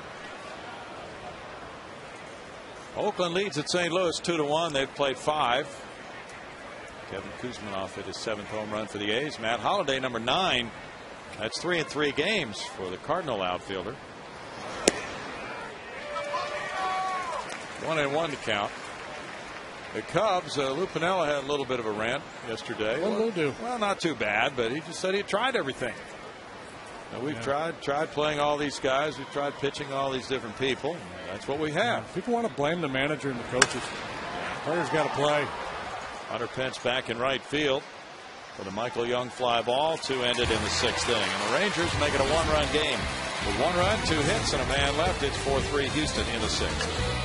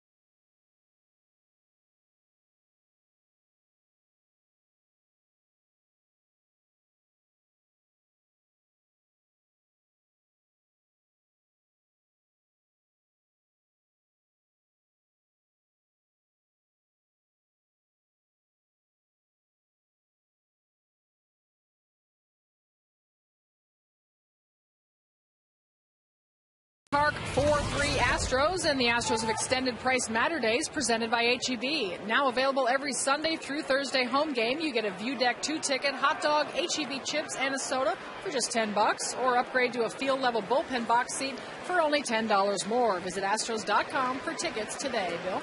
Thanks, Patty. We saw Hunter's Hotties there in the stands. Hunter Pence leads it off in the home 6th inning. He's 0 for 2. There's strike 1. He's grounded out twice, and that's been the specialty of C.J. Wilson. He has almost a 2-to-1 ground ball to fly ball ratio, and he's had 11 ground ball outs out of 15 in this game. Rolled out to second. Kinsler charging. Quick flip to first.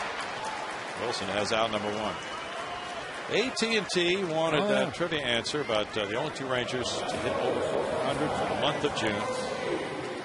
And as usual, we are stumped. Mark McLemore and Oscar Gamble. Oh, who didn't know that? Everybody knows that. Yeah, you're right. Oscar Gamble probably had the biggest afro in the game back in the day. Yeah. That's true. I think McBride was pretty good. Carlos Lee has an RBI single and a walk. There's strike 1 to him on his birthday. C.J. Wilson has thrown 90 pitches now today.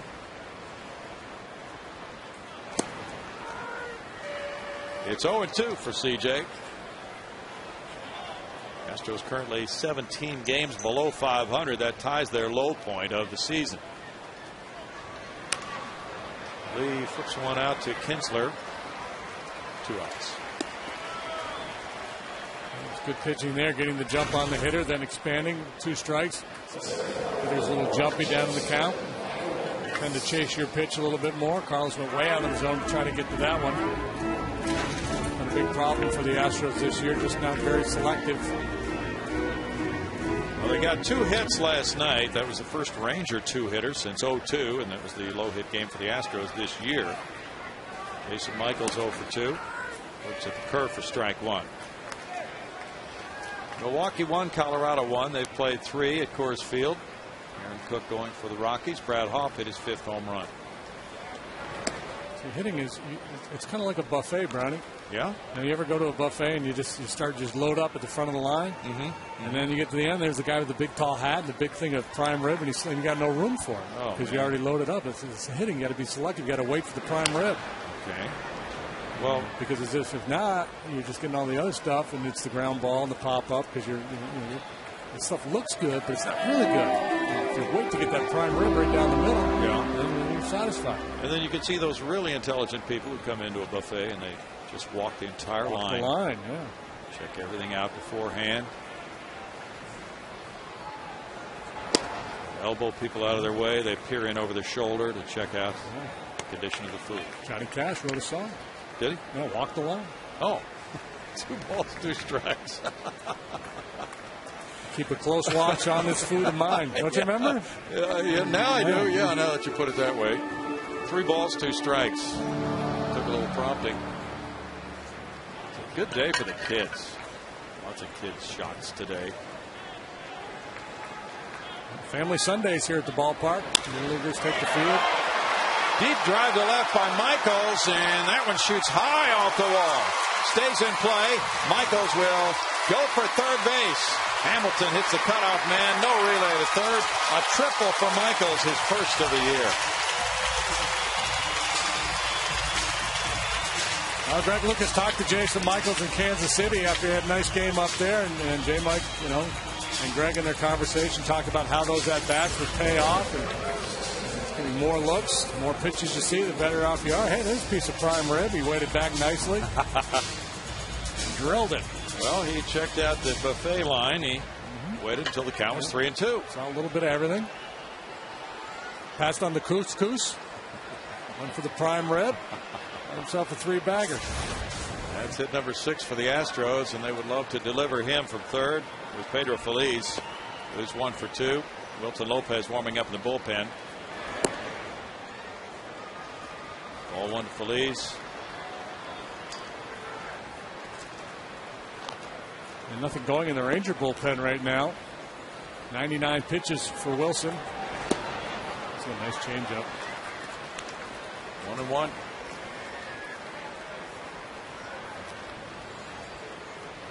Wilson keeping his club in the game despite giving up 2 in the first and 2 in the second. The 2 second-inning runs unearned. And I think around Washington, a lot of other clubs we would play, they'd probably have somebody up throwing right now. But there's 2 things that work with the Rangers. One, that whole philosophy that Nolan's been trying to instill about pushing the pitchers, asking more of the starting pitchers. And 2, Wash has got so much firepower in his lineup, he's not overly concerned about being down a run or 2. Obviously, he'd rather be in the lead, but his team certainly has the capability to come back better than most.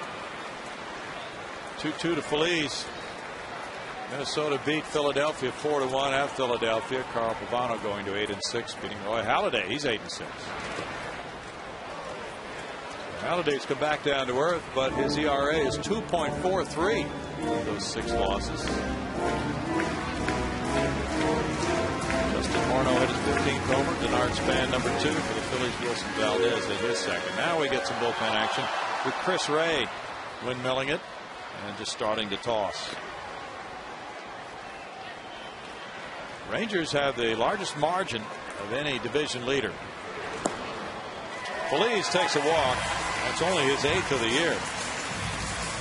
And he also paused at that buffet line and didn't like that final offering. But now Mike Maddox comes out. He was waiting for the prime rib, but it wasn't there at the end. It was just a piece of old stale toast. So he took the walk. Well, we're going to kill this one, aren't we? I think we already did.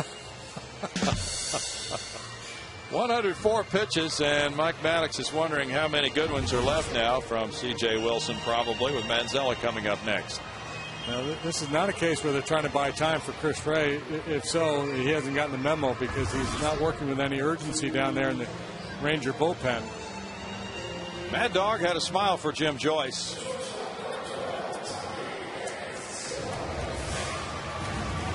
And Wilson blowing on his hand. Set to go back to work with runners at the corners. 2 outs with those numbers for the day. Batting average against him coming into this game was only .215. Manzella has one of the 6 hits he's allowed. That was a single to right in the second. Then he struck out looking in the fourth. Strike for Wilson.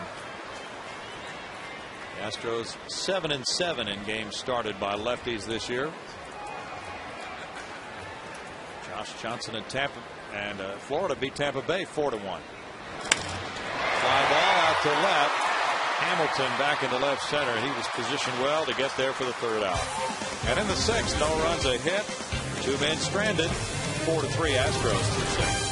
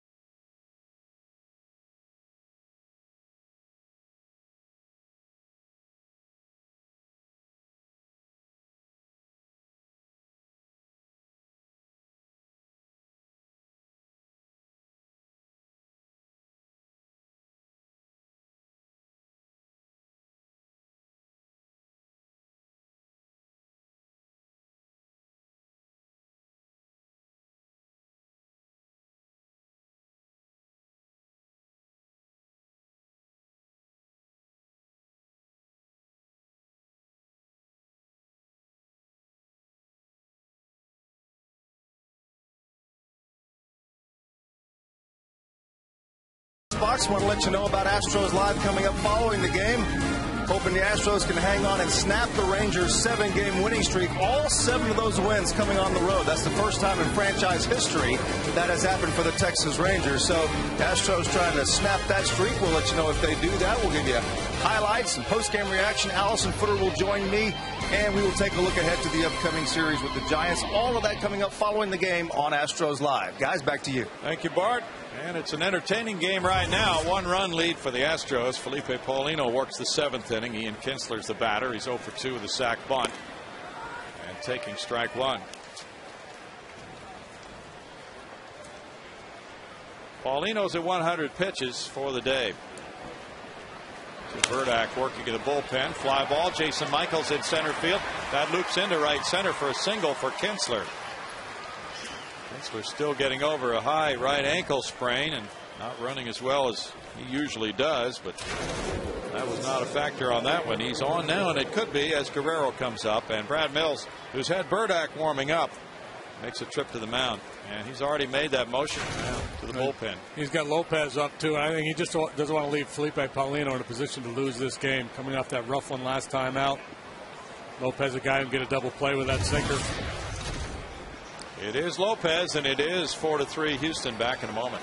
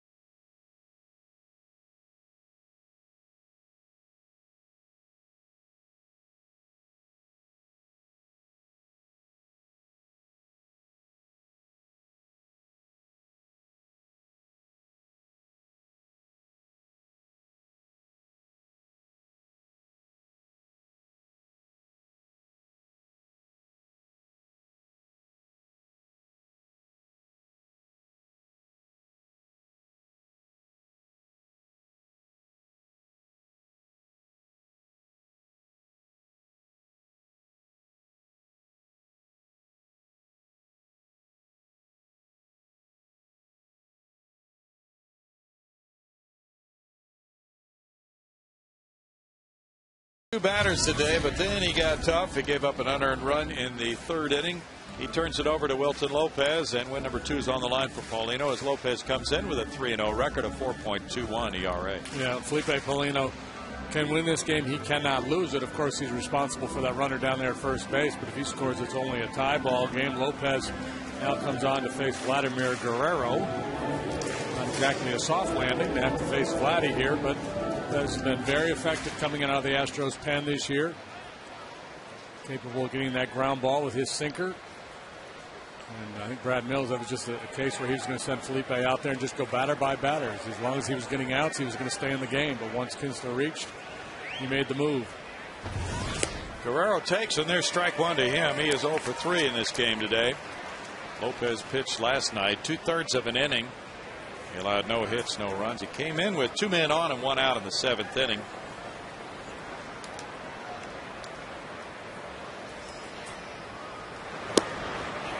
Just off the plate, the appeal goes to first. They get a swing call from Jim Wolf.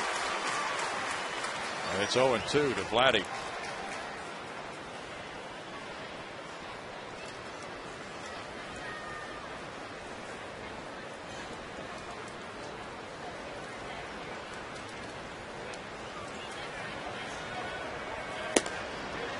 One ball, 2 strikes to the slugger from the Dominican. And he was known in his years with Montreal when he played the outfield every day. Somebody who had a cannon for an arm, but from time to time had some difficulties picking up the ball cleanly in the outfield. So the arm is what people remember, but that's not the total picture for an outfielder. Getting to the ball and fielding it cleanly. 2-2. Right now, his error in the second inning looming pretty large in this game, but he's quite capable of overcoming that with his bat. Yeah, and I mentioned earlier with Paulino, it made sense to pitch him in with that high-octane riding fastball. Lopez throws hard, but he's more of a sinker guy, and they're trying to get him to roll over on a sinker down and away. That's what Kevin Cash has been after so far in this at-bat. So far, Vladdy hasn't chased. Usually not a very disciplined hitter. You see there, he's not so much that one, but those 2 previous sinkers, he's been able to lay off of them. Potential double play pitches. He's bounced into 7 double plays this year.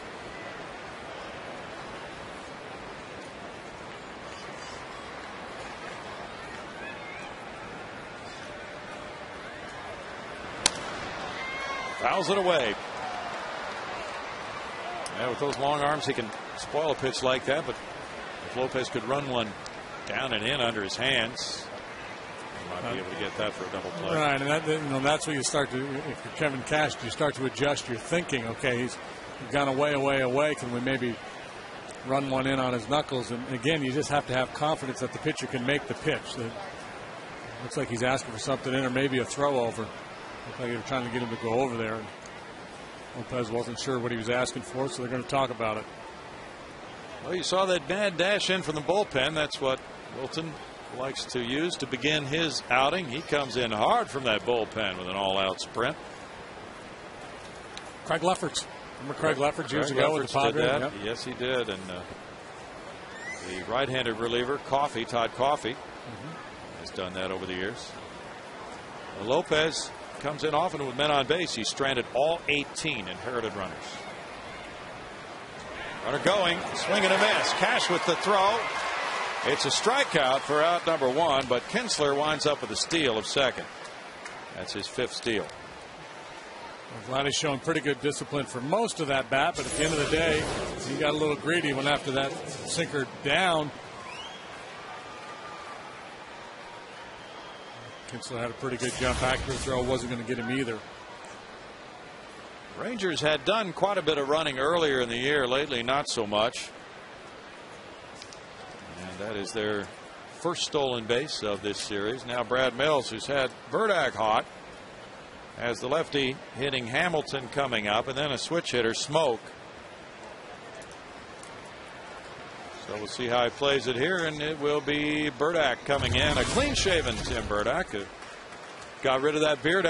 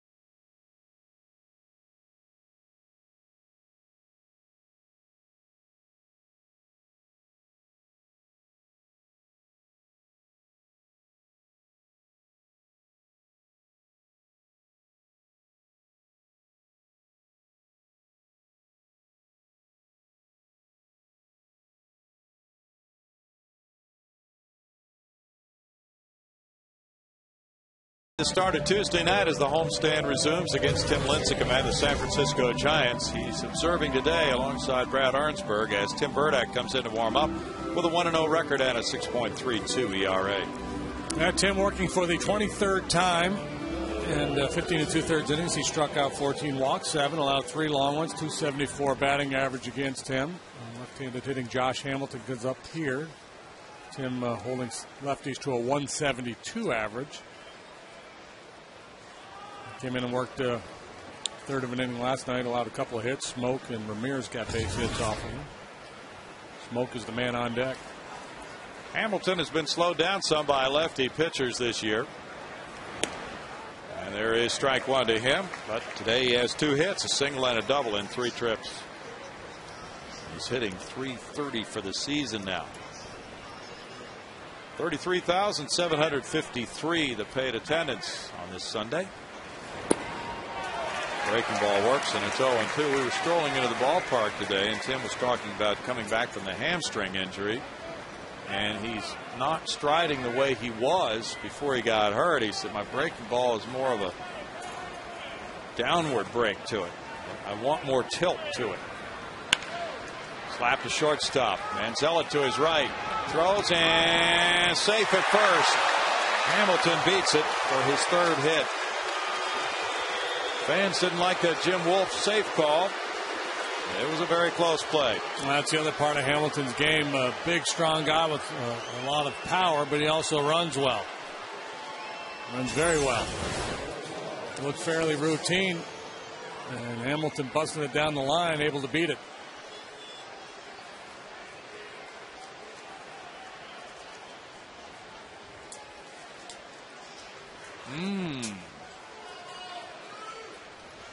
On that view, maybe he didn't beat it, but the ball was safe by Jim Wolf.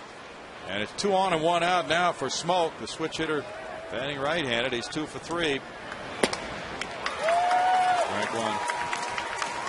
Rangers are 5 for 11 with runners in scoring position, and Smoke has done all kinds of damage in this series. Got a hit in the 7th inning last night off Burdack to center field, as Tim allowed 2 singles and retired Bourbon during his 3-batter outing. A home run from this side of the plate against Wandy the other night, but his number's much better as a left-handed hitter. Coors Light Cold Hard Blast comes your way now. And here's the long ball from Smoke. Last night off Brian Mueller into the 2nd deck in right field, coming after a walk.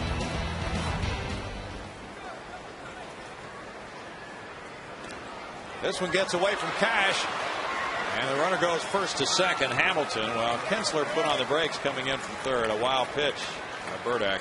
There goes your double play. Your conventional double play, anyway. Yeah. We'll settle for anything. Line drive, fly out, a tag up, and a play at the plate. We'll go for that too. That'll work. I'm not greedy. Maybe just a little bit. And the Smoke hitting $1.40 as a right-handed batter so far this year.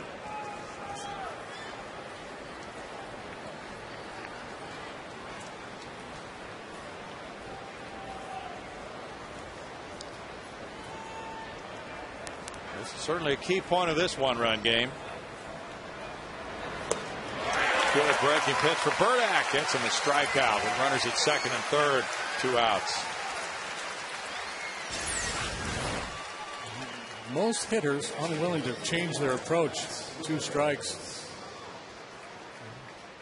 Back in the day, talk about choking up and just trying to shorten the stroke, try to put the ball in play. Don't see that very much anymore with most hitters. Now Brad Mills indicating a double switch to Jim Joyce as he comes out. And the pitcher is due up 2nd for the Astros in the bottom of the 7th inning, so he'll bring in a position player. Manzella made the final out in the 6th inning. We'll see which way it goes with a pitcher and a position player coming in at the same time now. And Burdack walked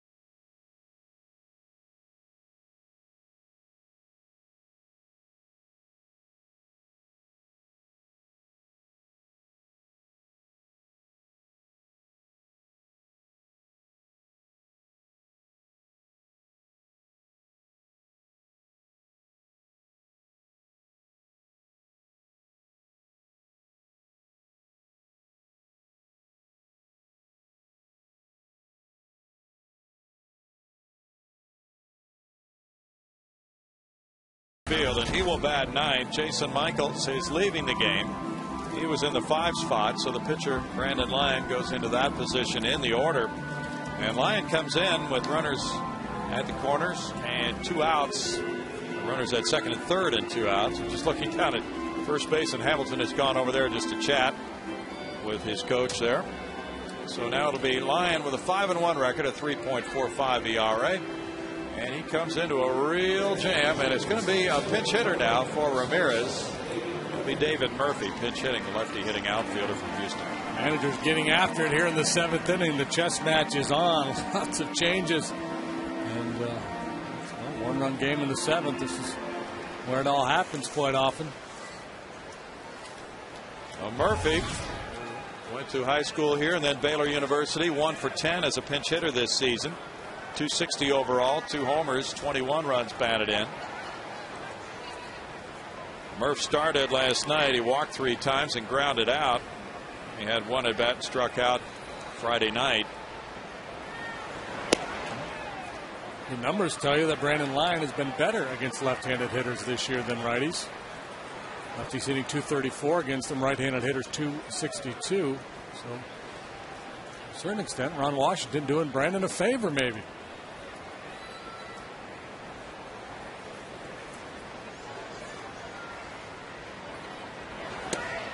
Lyon misses there. Not an easy call, obviously. Got a left-handed bat on the bench. Ramirez not really tearing it up offensively, so Murphy with a better reputation as a hitter. Resume as a hitter. Lyon last night in 1 inning allowed 3 hits, 2 runs. That one catches the corner, and it's 2-1 now to Murphy.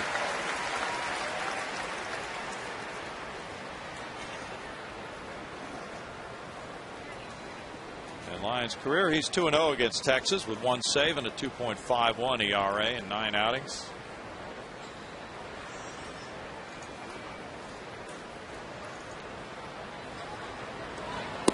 Murphy looks at a breaking pitch. Good pitch. Didn't get the call, but Fox tracks indicating a strike. Now 3-1 with Blanco on deck.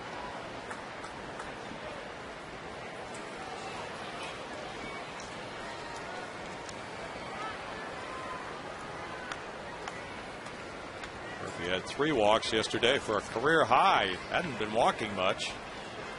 I'm not going to give in here. You can see prior to the pitch, Kevin Cash pointing to his head, telling Brandon Lyon, think here, we got a base open. We don't want to throw this ball over the plate.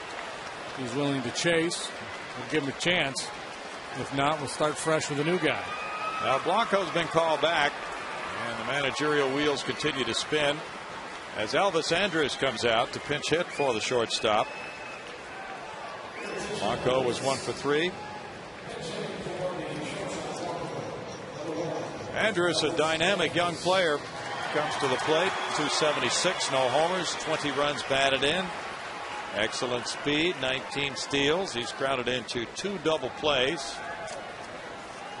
And last night he was 0 for 5 with 4 groundouts and also hitless. 0 for 4 Friday night. So not a job he's accustomed to. He's had 1 pinch hit at bat this year. He's hitting 1,000 though in these roles. He's 1 for 1. There you go. There's a guy who's got that tie working. Yeah, he does. Andrus is hitting 111 on this road trip. 4 hits and 44 at bats for the Rangers. Not offering there, and it's ball 1 to him.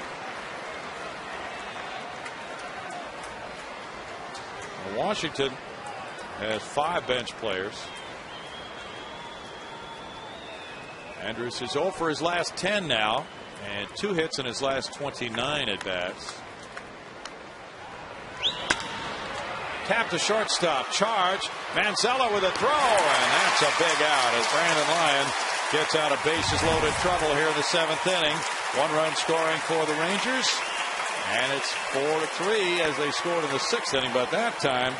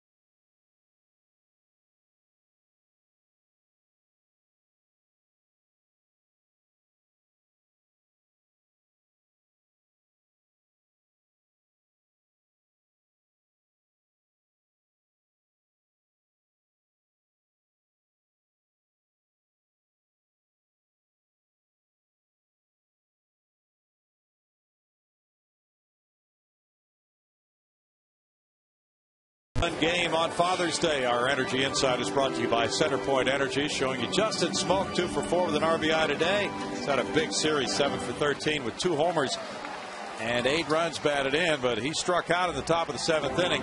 The Astros got 2 in the first, 2 unearned in the second. Felipe Paulino in position to be a winner after allowing 10 hits and 3 runs, 2 of them earned in his 6 innings plus. Now it's C.J. Wilson and it's Kevin Cash in the bottom of the 7th. Brad Mills managing hard there in the top half of the 7th. Used 4 pitchers to get through 6 batters to post that 0. Job well done. How about a run here to give him a little breathing room? It would certainly be welcome. The count is 1 ball, 1 strike as Cash bats for the 2nd time. Meanwhile, the new catcher in the game is Matt Trainer for the Rangers after Ramirez left for the pinch hitter Murphy.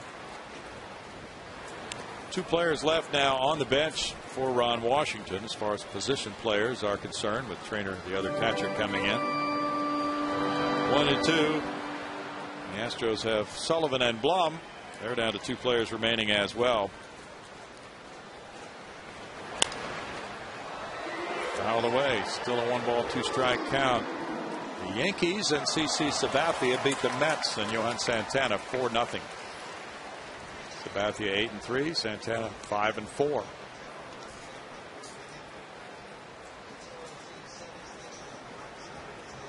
Humberto Quintero received 7 stitches on the right side of his head from being hit by the bat from Blanco back in the 4th inning. And we'll check the word concussion was mentioned, but not sure in what context. We'll check to see what that announcement was from Gene Dias. Said sent to the hospital for x-rays at this time. No signs of a concussion. Oh, good. Was it 2 years ago, right, when he had the concussion? No, I thought it was last year. Yeah, I think you're right. It was Mike Cameron on that collision at home plate. Cash grounds to Blanco. That's out number 1 for Wilson. And for the Astros, as JD mentioned, 4 pitchers used in that 7th inning. Wilson Lopez went a third of an inning and struck out the only man he faced. Tim Burdick 1/3 of an inning, 1 hit, no runs with a strikeout. And Lyon remains in the game now, so apparently he will pick up the 8th inning in addition to finishing out the 7th. Michael Bourne bats for the first time. Entered in a double switch. And there's ball 1 to Michael. He's in the game for defensive purposes. And this left-hander has been really rough. Left-handers have hit 107 against Wilson. Bourne 253 for the season. He has struggled against lefties. 1 ball, 1 strike. Chris Ray's warming up for the Rangers. And Wilson due to lead off the top half of the 8th inning, so if he can get through this one, a hit for him and his day will be over. He's at 114 pitches. Michael fouls it. And Michael, a 159 hitter against lefties. Michael was out at the Old Buff Stadium, the site of Old Buff Stadium, yesterday, along with several members of the Houston Buffs, Colt 45s, and Astros. It's now in the Finger Furniture Building off I-45 south of downtown. Oh, my. 2 balls, 2 strikes. May have gotten a break there. Might have. Yeah, he and Jose Cruz, Gene Elston, Larry Miggins, Solly Hemus, Carl Warwick, J.C. Hartman, Jack Schulte. Struck him out, commemorating the professional baseball growth in Houston. 2 outs. Strikeout number 4 for Wilson. And Old Buff Stadium. Who could have visualized that there would be this beautiful place for baseball back in the days of Buff Stadium? Well, I was thinking about that last night. As hot as it's been here, if you're playing outdoors, oh my goodness. Jeff Kepinger's 1 for 3. Here's ball 1. Well, as many people know, Houston is where the birthplace of Sunday night baseball was because of the heat of afternoon games. They started playing Sunday night games rather than in the afternoon out of necessity because of all the people who were carried off from heat exhaustion during games. How this area got to be such a hotbed of high school football blows me away. Yeah, doesn't it, though? Those kids go out there in August. I mean, that is showing you something. You better believe they'd better be well conditioned to play that sport.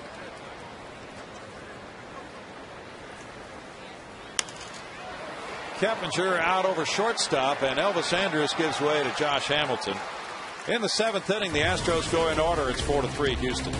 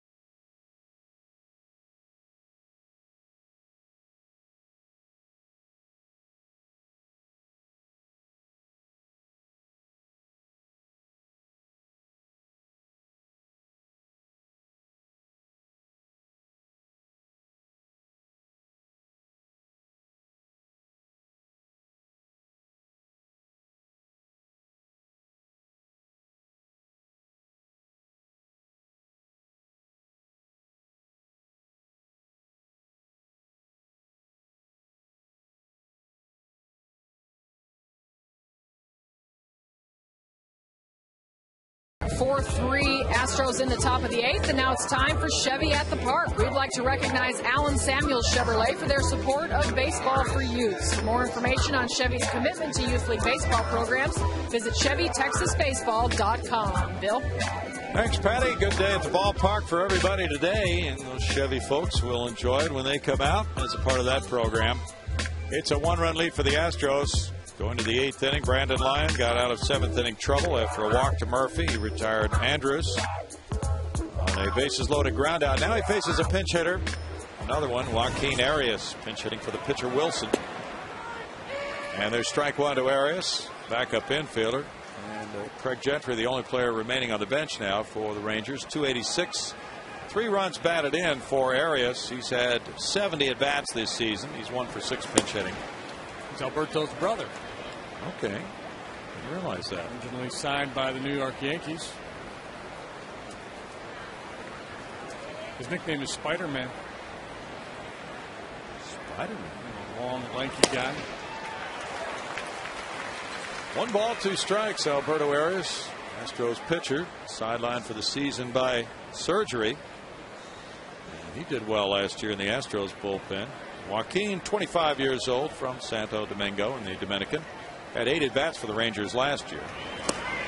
Swings at the slider and struck him out. He took the earlier slider, but that time Lyon got him chase for his second strikeout. Yeah, well, look where the mid is, look where the pitch is. Brandon Lyon has very good command of that slider. Sure did that time. That was his first strikeout, rather. Well, he's checking everything out from his vantage point, and he might be looking at Barbone, who's been perfect today at the plate. And bunting up the line, barehanded, the flip to Berkman in time. Well played by Lyon, who didn't have much time. No, that was a heck of a play. That very, very difficult play for a pitcher to make. After making the pitch, it takes a while to kind of get on the move. He comes over hard but under control, and that ball rolling away from you, much tougher to make a barehanded play like that than the one that's rolling right to you. And you can't do it any better than that. 2 outs now, and it's Young coming up. Well, Lyon usually would pitch the 8th inning, but in this case he came in for the final out in the 7th. He's not needed too many pitches here to get the first 2 outs in the 8th. There's strike 1 to Young. He's 0 for 3 with a walk. Wilson had a good day of it, but the 2 unearned runs have him in a bad, vulnerable position right now for the loss. In 7 innings, he allowed the Astros 6 hits, 4 runs, 2 earned. He had 3 walks and he struck out 4. And he has gone over 100 pitches in 12 of his 14 starts this season, including today. So that again is playing into what the Rangers are looking for from what their starting pitchers can give them. Frank Francisco has been warming up in the bullpen. And it's 1-1 on Young.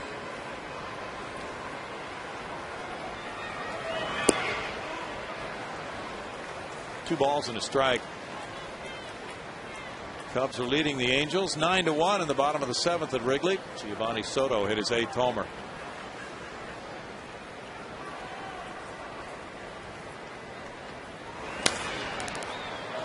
All the way by Young. And it's 2-2. Giants got 5 in the 6th, and they beat Toronto in Toronto 9-6 today. Denny Bautista the winner, beating Brian Talent. Brian Wilson got his 19th save. Pat Burrell hit his 5th. He's one of the changes in the Giants since the Astros last played them. And they'll be coming in Tuesday night to open a 3-game set.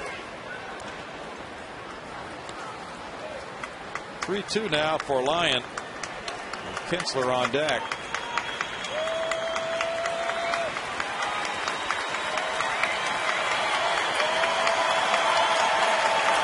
The Giants salvaged 1 game of that 3-game series in Toronto.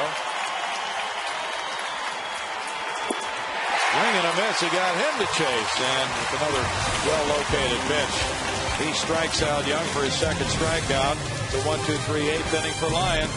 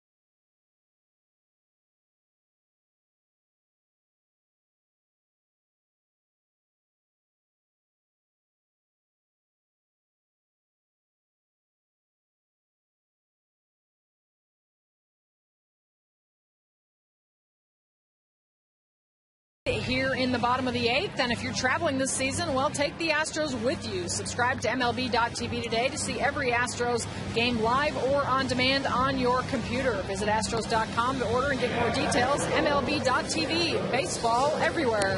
William. Thank you, Patricia. Here we are at Minute Maid Park. It's a 1-run lead for the Astros. Frank Francisco comes in. Berkman, Pence, and Lee will be his assignment in the bottom of the 8th, J.D. Big Frank works for the 33rd time. He's 5-3, 4.80 the ERA. Good strikeout pitcher, 38 of those in 30 innings. He's kept in the ballpark. Kept the ball in the ballpark, allowed just 2 long ones. Astros have not scored since the 2nd inning. Not really had many chances to do so. Would love to put another run on the board. Matt Lindstrom heating it up in the pen. C.J. Wilson Retired 9 in a row after the 2-out walk to Lee in the 3rd inning until the Michaels 2-out triple in the 6th. Then he got out of 6th inning trouble, retiring Manzella. Matt Lindstrom's warming up for Houston.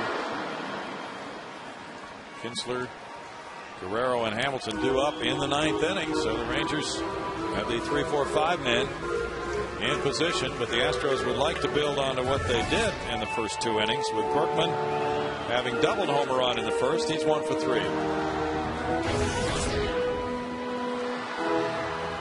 Francisco has given up 2 runs in 2 innings in his last 2 games. He has a 9.52 ERA in his last 6.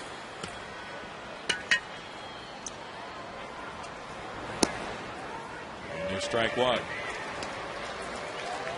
Colby Lewis really saved the bullpen last night, going the distance on a 2-hitter. And Scott Feldman went 7 innings Friday night, with Darren O'Day working 1 and Darren Oliver 1. So Francisco works for the first time in this series. If this were a situation where the Rangers were protecting a 1-run lead, Darren Oliver might be the pitcher right now for one batter to have Berkman swing from the right side. But Ron Washington, when you're down trying to come back, I think you think, well, what happens if we tie the game and get into a long extra inning affair? I'd rather have that bullet available. It's not like you're going to get a lefty on lefty. You're just going to turn Lance around to the other side, and he already has a double today, right-handed. 1-2.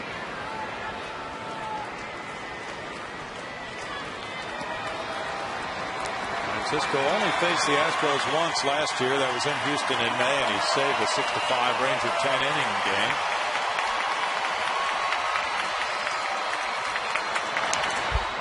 Now back. Throws in the mid-90s. Last year he had 25 saves and 29 opportunities. But Neftali Feliz came along and claimed that job. Feliz has been leading the American League in saves this year.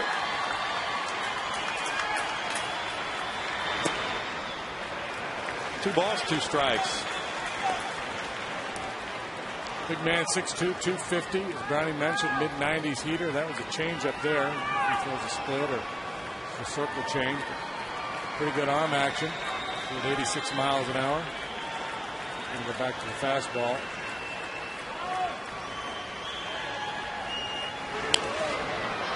Ball fouled away by Berkman. Just a little bit behind that riding heater.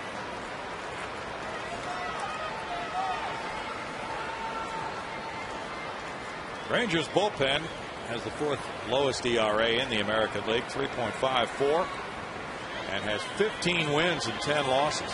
A lot of work for the relievers, 213 innings. That's fouled by Berkman. And that's compared to 404 innings for the starters, so the relievers are really carrying a very heavy load for Texas. This will be the 8th pitch coming to Berkman.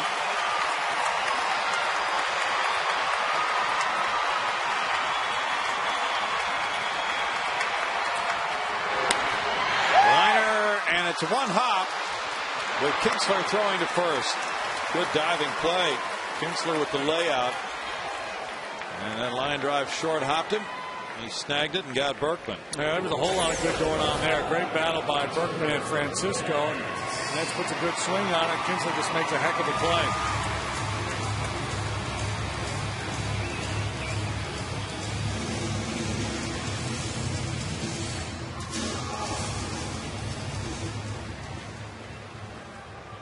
Very good play to Rob Berkman. Now Hunter Pence 0 for 3.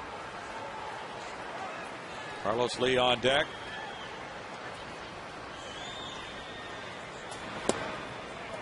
Hunter takes ball 1. Rangers have not given up a homer from the relief pitchers in 12 games.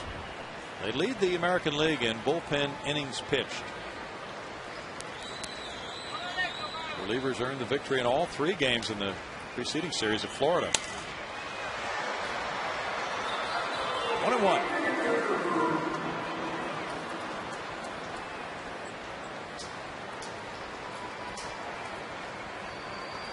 Astros trying to snap a 3-game losing streak. Grabbed the lead early with 2 in the first. They added 2 in the second. Led 4-1 after 2.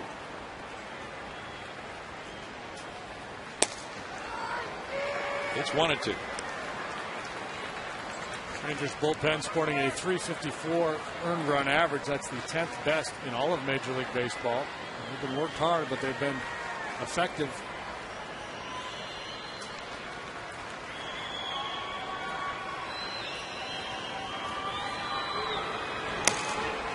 In the American League, only Minnesota, Detroit, Tampa Bay better than the Rangers in terms of bullpen ERA. Upper deck shot there. Pittsburgh beat Cleveland in Pittsburgh 5-3. 2 in a row for the Bucks. Yeah. Dotel got his 14th save. Ball straight back by Hunter. Hunter has not hit the ball out of the infield yet this afternoon. Ground ball third, ground ball pitcher, ground ball second.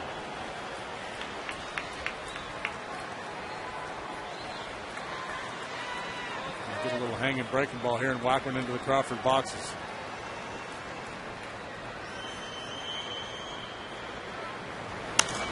Heater. Well, fouled it. When you're down in the count against a guy like Francisco, it's difficult to cheat on the fastball. You have to be able to fight that pitch off, but you have to respect the breaking ball as well. There's a tendency to be a little bit behind the heater.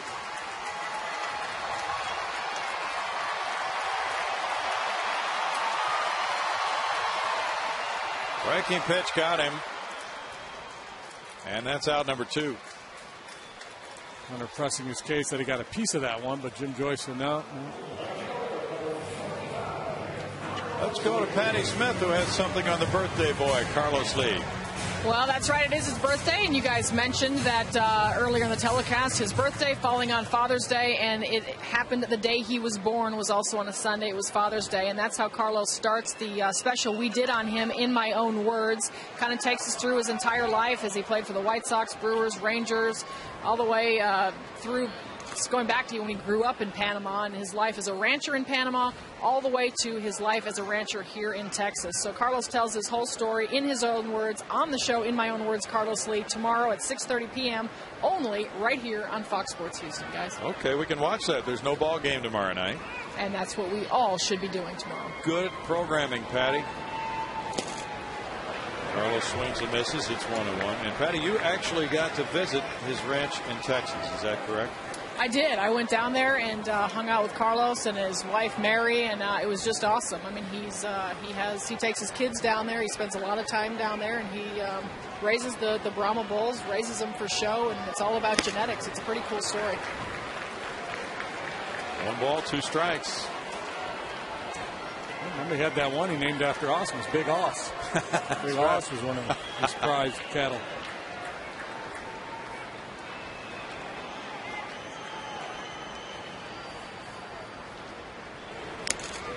And a foul tip ends the Astros 8th inning. On a strikeout for Francisco, we move to the 9th. Matt Lindstrom will be facing Kinsler, Guerrero, and Hamilton with a 1-run lead.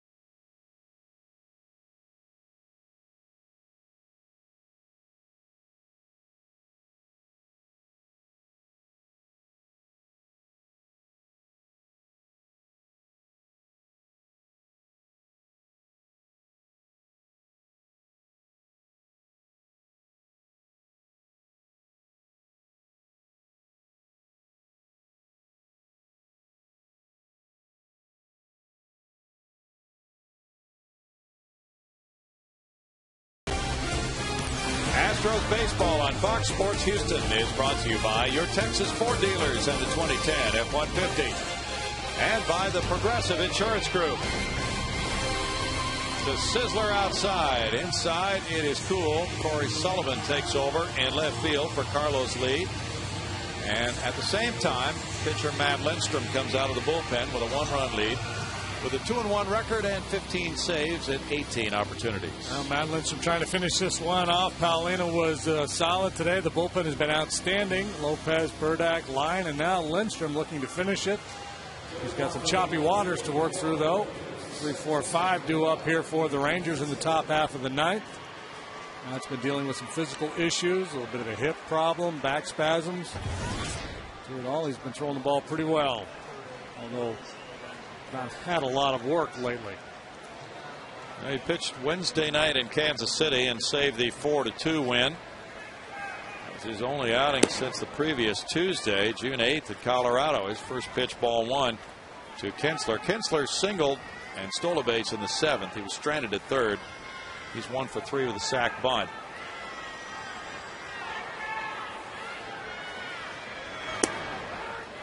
Strike, and it's 1-1. Kinsler looked pretty unhappy with that Jim Joyce call. Because if that's a strike, he's got no chance. It's just nasty right there.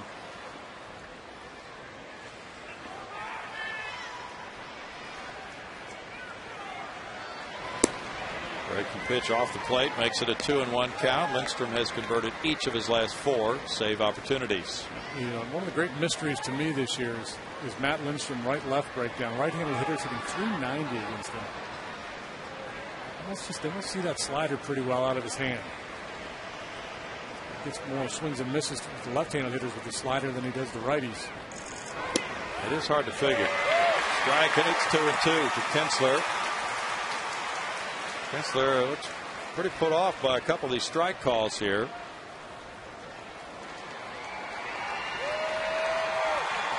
Atlanta beat Kansas City 8-5. Kimbrel the winner, Wood the loser. Wagner got his 14th save.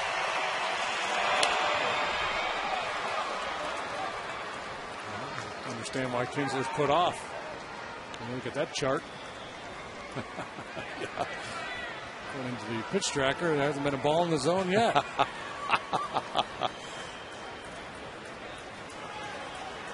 That's good pitching there. When you can get strikes without having to throw the ball over the plate, and that's what it's all about. This pitch is supposed to be up. Whoa! It got away a little bit and flipped him. 3 balls, 2 strikes. Kinsler looking to cover that outside corner, not wanting to give way. But sooner or later, you're going to yield to that one.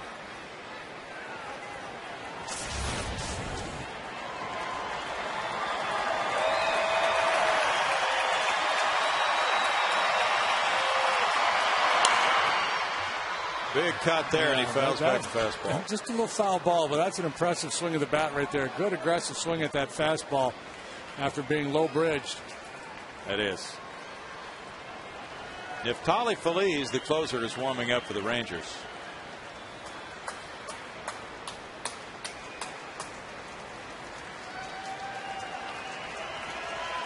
Freddie Garcia won his 8th for the White Sox, 6-3 at Washington over John Lannon. Up the middle and into center field. That's a great job by Kinsler. Wow. He had a couple tough calls that went against him. Then he was decked and got up with a good aggressive swing and fouled one off, and then a sharp single through the middle. And that reminded me of Lenny Dykstra in that playoff game off Nolan in '86 when Nolan bow tied him. And Lenny got back up there and hit a bullet for a base hit. Pretty impressive stuff. Now Kinsler aboard, Guerrero the batter. Guerrero is 0 for 4 today.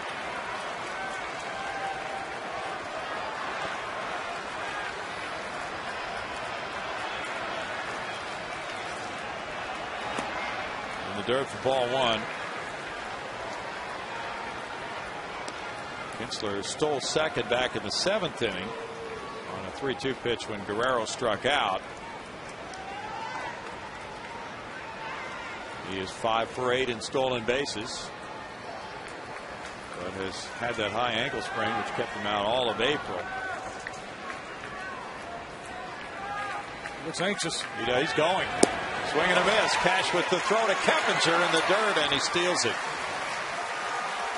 Second steal in the late innings for Kinsler, and that's number 6 of the season. That is really something when you can steal a base in that situation. And I like the call by Ron Washington. So many clubs lay back and try to hit their way off the elite closers. You know, his 9th inning guys, just about all of them have outstanding stuff, and it's tough to string hits together. And if you got a guy who can run a little bit, Matt's not real quick to home plate, and Cash, not the weapon behind the plate, is Quintero. The Q getting knocked out of this game really changed the dynamics of that situation for sure.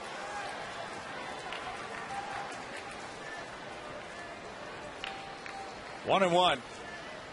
Keppinger moves to second base. Huge lead. Kinsler, he was way out there off second base. And Keppinger saw what was going on. I think he might have had ideas about stealing third the way he was leading.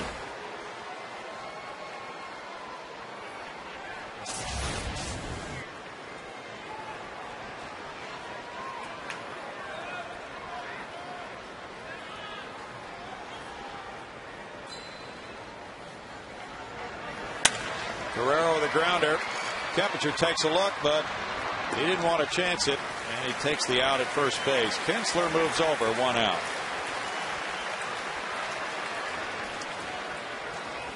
Yeah, who was it? The Rays? Maybe somebody recently had a situation like this. Man on second, nobody out, where they played their second baseman in for that for a play just like that, to be able to take a shot at throwing that guy out, trying to go from second to third. The thinking being, well, if you're going to pull the infield in with 1 out, with a man on third, then does it make sense to pull at least the offside of the infield, the second baseman, in for a play just like that? The downside, of course, is it makes it easier to hit the ball through that right side of the infield. Infielders in now for Hamilton. And that ties it 4-4 as Josh Hamilton gets his 4th straight hit of the game. That's RBI number 51 for Hamilton, who was a very tough out of the month of June, and the Rangers have come back to tie it 4-4 on their 13th hit of the ball game. Yeah, tough situation there. Infield pulled in. Josh Hamilton, the hottest hitter in baseball. But if you walk him, you're putting the potential winning run on base, so you don't feel comfortable with that strategy. 24 runs batted in June, leads the majors. This one ties it in the 9th. And it's Justin Smoak batting. You can't forget about Hamilton over there, too. He may try to steal it back. Smoak looks at ball 1. Smoak 2 for 4, a double and a single. Hamilton has 5 steals and 6 tries this year.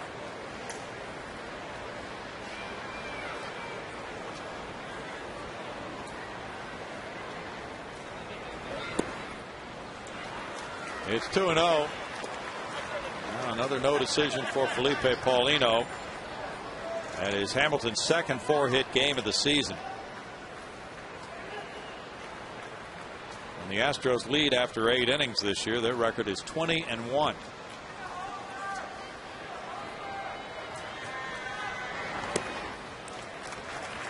Three balls, no strikes. Pitching very carefully to Smoak here, and the way he's been swinging it this weekend, you can understand that. The problem is, if you walk him, you push the go-ahead run into scoring position. Lineup does soften significantly after Smoak.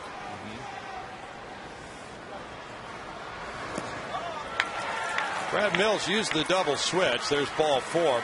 So Corey Sullivan is in the 5th spot in the order, and he will lead off the bottom of the 9th now. The pitcher went into Carlos Lee's cleanup spot. So it'll be Sullivan, Feliz, and Manzella due up. And now 2 men on with 1 out. It's Matt Trainer. Trainer had a big 2-run pinch triple in the 9th inning to win the first game of the series at Florida, the previous series here last Tuesday night. Now with another big 9th inning at bat. He's hitting .237, 5 homers, 20 runs batted in. And ball 1 outside to Trainer. 2 former Florida Marlins squaring off here, and Cash will go out to talk it over with Lindstrom. Again, a tough situation here, Matt, because of the physical ailments. Just has not been able to get steady work, so it's understandable that he's a little bit out of sync with his delivery, not able to spot the ball as well as he would like.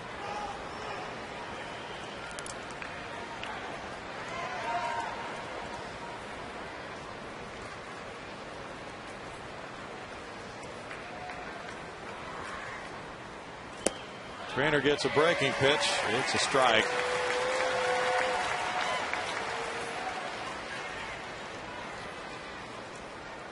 These two teammates with the Marlins now with the game on the line. They face each other, with Trainer having gone 2 for 5 with an RBI Friday night at the opener of this series.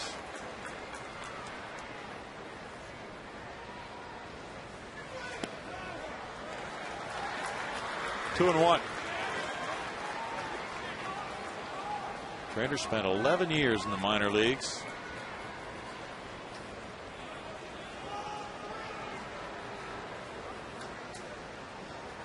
It's a lot of bus rides. Boy, it is. Early morning wake-up calls. Rolled out to Kepinger's left. He goes to second, and no throw to first by Manzella. 2 outs. Hamilton takes third base, and the Trainer reaches. Yeah, 2 slowly hit. Have a legitimate shot at a double play there. Jams him and he pushes it out there towards second base. Not a whole lot of steam on that ground ball. Probably a wise decision there by Tommy to hang on. Try to make a play that's not there for you. You might throw it away and end up losing the game. Elvis Andrus grounded out with the bases loaded for the final out in the 7th inning for the Rangers. Craig Gentry is on deck. Pitcher spot due up next. Feliz has been warming up in the bullpen. That's strike one. Gentry is the only remaining bench player for Ron Washington. And the Rangers have other options as well with this game tied now. Presumably they're saving Feliz for a save situation.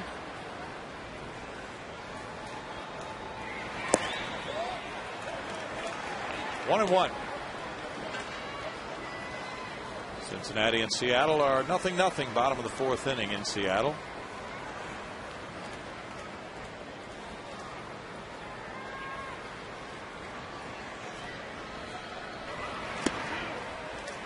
Two balls and a strike. Pressure on Kevin Cash here. He's got to make sure he blocks anything in the dirt.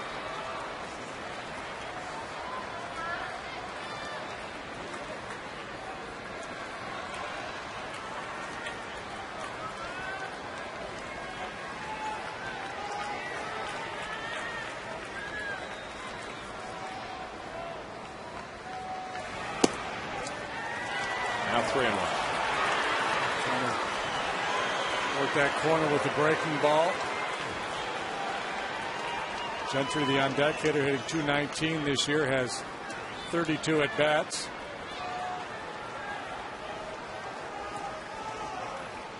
Time called. 24 pitches in the inning for Lindstrom.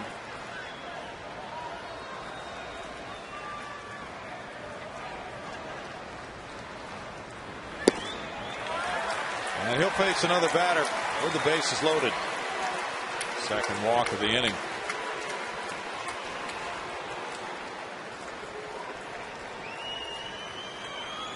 Brad Arnsberg is headed out for a little chat. Pinch hitter Gentry being announced right now, batting for Francisco. Francisco in 1 inning allowed no hits, no runs, had no walks, and struck out 2. Rangers have won 3 games when they trailed after 8 innings this year. They tied it here today in the 9th, 4-4. They have left 11 men on base in this game to the Astros 3. And Gentry comes up. He was hitting .266 for their AAA club down in Oklahoma City. .219, as I mentioned, here with the Rangers. Don't hit for a lot of power. More of a speed contact type guy.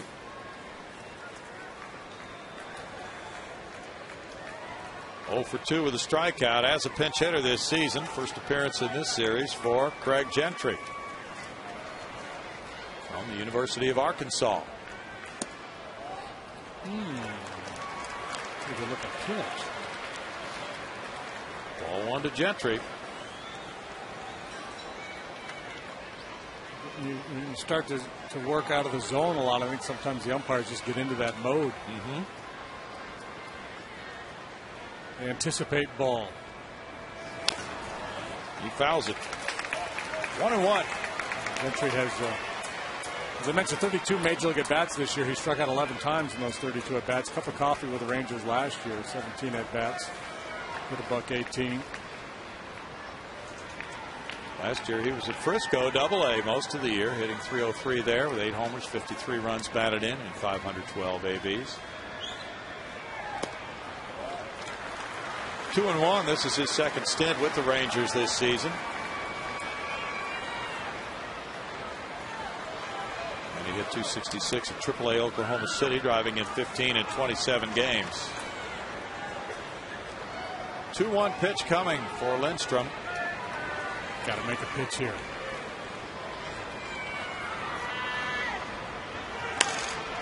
Pop up, foul, Berkman over. He might have room in front of the Astros bench. And that's the third out. The Rangers tie it in the ninth.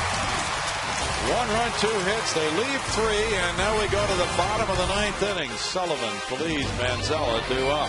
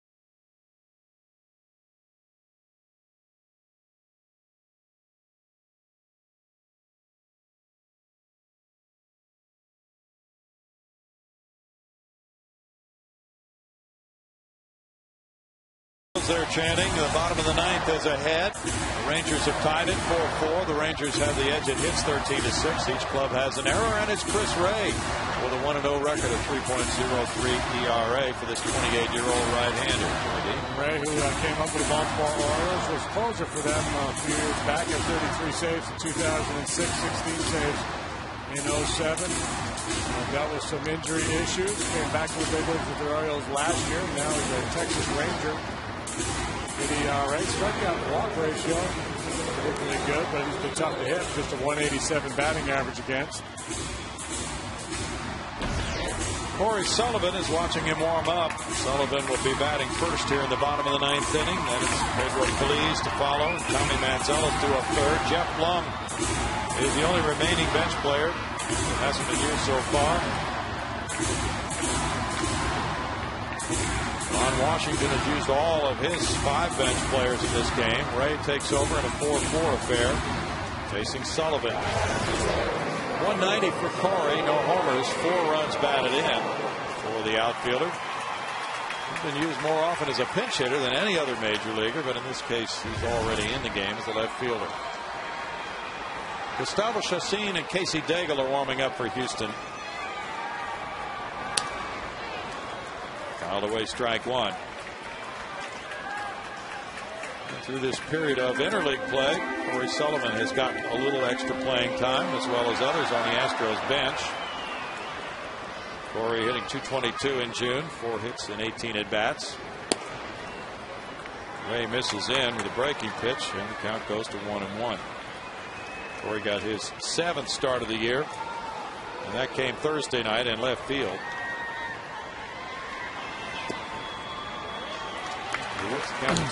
Ray, not a particularly smooth delivery. Feels hard, 94 miles an hour. Pretty good running action on the fastball. If these guys have any history, they may have hooked up in college way back when. Ray pitched at William and Mary. Corey went to Wake Forest. Ray drafted in the 3rd round by the Orioles in 03. Texas got him in the Kevin Millwood trade last December. He's from Tampa. Had Tommy John surgery in 08. Pitched 46 times for the Orioles last year. You see Smoke just about standing on the first base line. Good idea to try to shoot that running fastball the other way. Running away from Corey to the outer third. You try to pull that one. Probably it's going to be a weak little ground ball at second base. Ray has retired 17 of the last 18 batters he has faced. Fastball gives him strikeout number 1. 7 strikeout for Rangers pitchers in this game. On the ladder with that heater, found a little something extra, 96 miles an hour.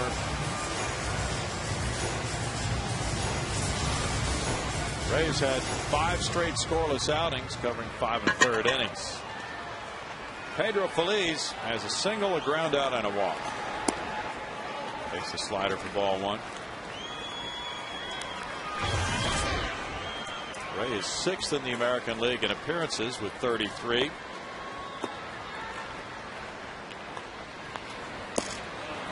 Another slider, and this was ruled a swing by Jim Wolf. 1-1 now. I think what should happen with these check swing calls is first the umpire at home plate should be more discerning as to when he asks, and there should be like a possession arrow. Just every other one, whatever. This time it's a yes, next time it's a no. Because I mean, I'm not picking on the umpire. That's a difficult call to make down there. Very difficult. He's in the game.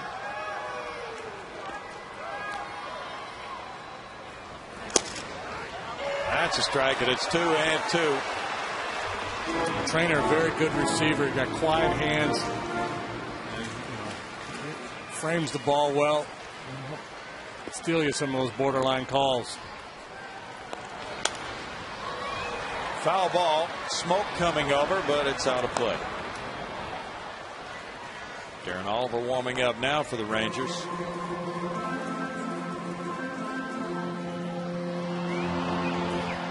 Manzella's on deck. There's the lefty. On the 2 southpaws and Ron Washington's bullpen. Southpaw started this game. Wilson, he went 7, giving up 2 earned runs. Popped up in play here for Smoke or the catcher, and Trainer has it. 2 outs. Now Manzella. The Astros have won 9 times in their final at bat. Manzella singled and scored in the 2nd. He's 1 for 3.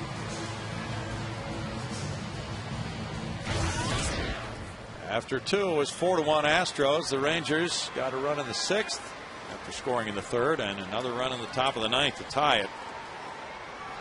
The Rangers have had opportunities all afternoon long. Have had base runners anyway. Astros with just the 6 hits have left 5 men on base. Haven't been able to mount much of a threat since those first 2 innings. 2 balls, no strikes. All right, here we go again. 2 balls, no strikes. To me, he's a sellout. Cheat like crazy. Take one shot at trying to yank one into the Crawford boxes. I'm not going to throw you a slider here, I don't think. If he does, so be it. Didn't throw it over the plate either. 3-0.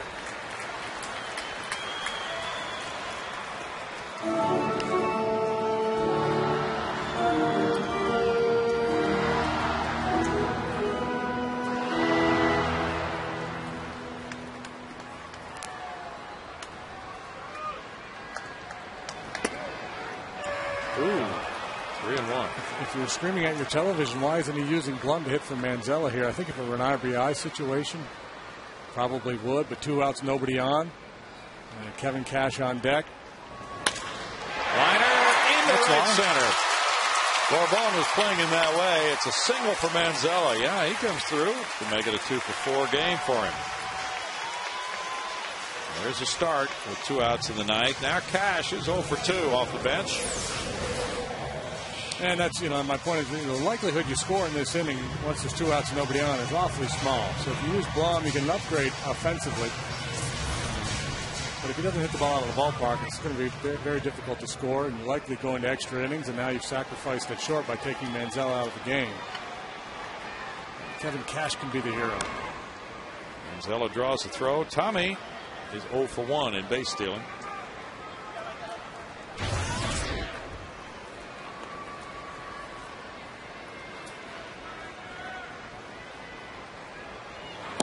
Tommy, 2 knocks today, made a real nice play at short on Andrews there a couple innings ago with the bases loaded.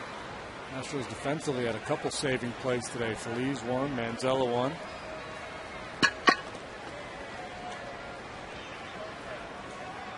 Don't let him in that kitchen, Kevin.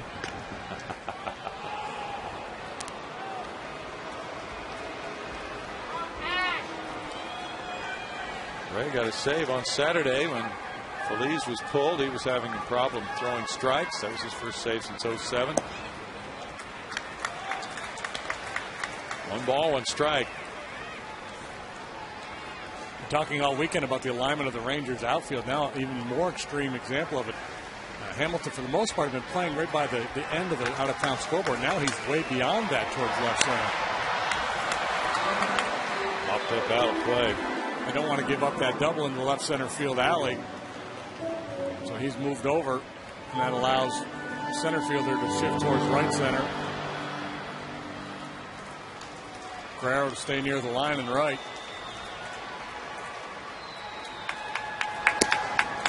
I like the deployment because of the short wall and left with the Crawford boxes. Ball hit sharply to left field. Make it a double on it, but it'd be very difficult for Manzella to score on it. But if he's playing towards the scoreboard and he shoots it into the alley in left center out towards the bullpen, Manzella's going to score. Just looking at that shot, Jackie Moore might have been a factor in this deployment with his extensive knowledge of this ballpark, having been an Astros coach. No doubt he would have had input into that. Fouled away. We'll have to ask him when we get to Arlington next weekend. But yeah, it's a very intelligent way to place fielders. If the left field is 330 down the line and that wall's pushed way back, then you got to be able to run the ball down and prevent that runner from first scoring. But with the wall there to stop it, you can afford to play more towards the gap in left center. If this count goes to 3-2, then that gives the Astros a little something of an edge because Manzella goes on the next pitch, but it's 2-2 now to Cash.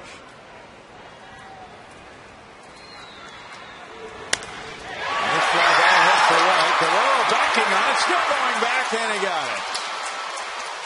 And in the ninth, it's no runs a hit and a man stranded. Extra innings at Minute Maid Park with the game tied 4-4.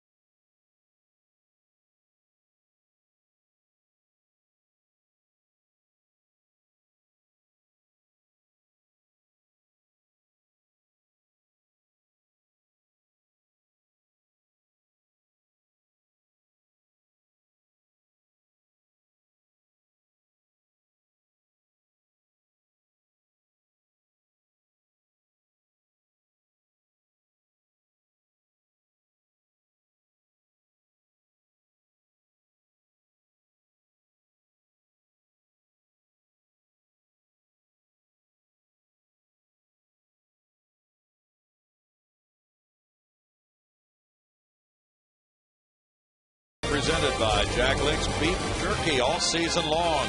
Jack Link's Beef Jerky, feed your wild side. Yeah, you can get into that. On Father's Day, this game is extended beyond 9 innings. It is Casey Daigle, pitcher number 6, coming out of the Astros bullpen to work the 10th. They get some extra bonus baseball today. The Astros are 4-1 in extra innings, and the Rangers are 4-3. Daigle comes in with 3 holds this season, JD. Yeah, the inflated ERA, 7.5 for Casey, but he's only worked 6 innings. He struck out 3, walked a pair, a couple of long ones. He's pitching very well down at AAA. This time he's gotten with the Astros this year, his first big league time in quite a while. Well, this makes it 3 for 3 for Casey in appearances against the Texas Rangers this weekend. He pitched Friday night, giving up 1 run in 1 inning, and again last night, 1 run in 1 inning on the Michael Young homer to right field. Michael Young will be the second man up here in the 10th inning. Bourbon leading it off, then Young, then Kinsler.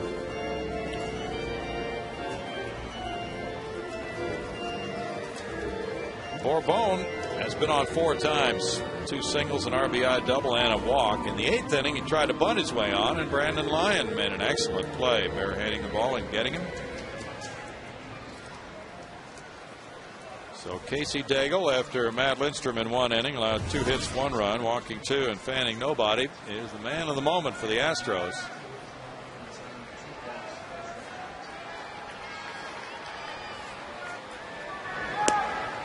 And he delivers strike 1. He's the type of guy who certainly wanted to pitch today and was referred to by his manager, Brad Mills, as somebody who wanted to get in there after throwing 13 pitches in last night's game. Likes to pitch a lot. Smacked into right field. Hunter Pence overplays it. And there is hit number 4 for Bourbon.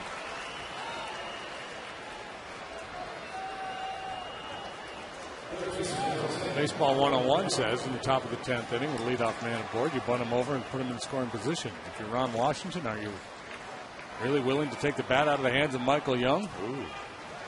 He was 0 for 4 yesterday when he stepped up there and hit the home run. He's 0 for 4 today with a walk. But yes, he hit that home run off Daigle to right field in the 9th inning of their 5-1 win. He's not bunting.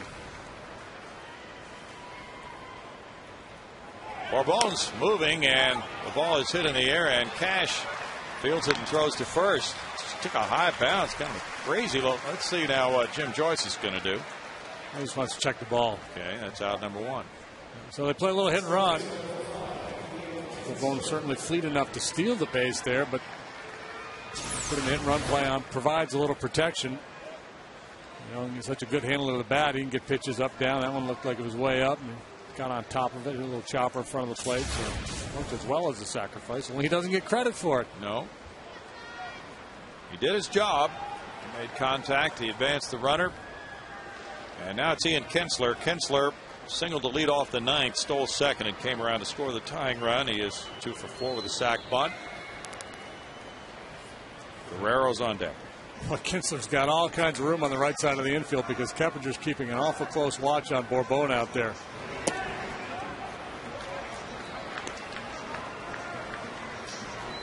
Bourbon has matched his career high with the 4-hit game. That's ball 1. Now he's thinking about scoring the go-ahead.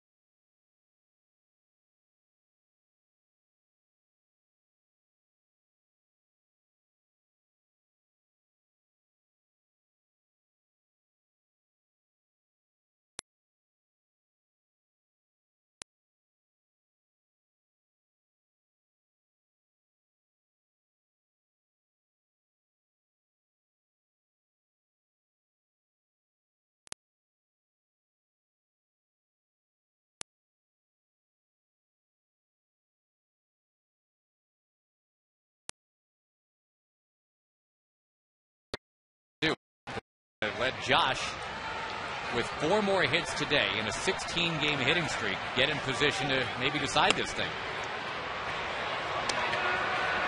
Well, you're not in a great situation as a manager, whether you want the right-hander to face Guerrero or the left-hander to face Hamilton. Either way, you've got an excellent hitter up there in a game-winning situation. If you go just on what's happened today, though, Guerrero 0 for 5, Hamilton 4 for 5. And some of the things that Josh has been battling this year, a couple times you've heard, well, got to make sure he can hit the lefty, got to make sure he can hit in a day game. It's not about the Ranger hitters right now as much as it is about who Brad would rather see make the pitches in this instance. And I think he likes Shashin a little better than Casey right now. 4th intentional walk to Guerrero this season. And also will give the Astros a force now at any of the 3 bases, and it'll be lefty on lefty with Shashin being called out of the bullpen. Daigle got 2 outs here in the 10th, leaving 2 men on base for Gustavo. And Hamilton has hit his last 4 at bats. That's the matchup. We'll be back to see it in just a moment.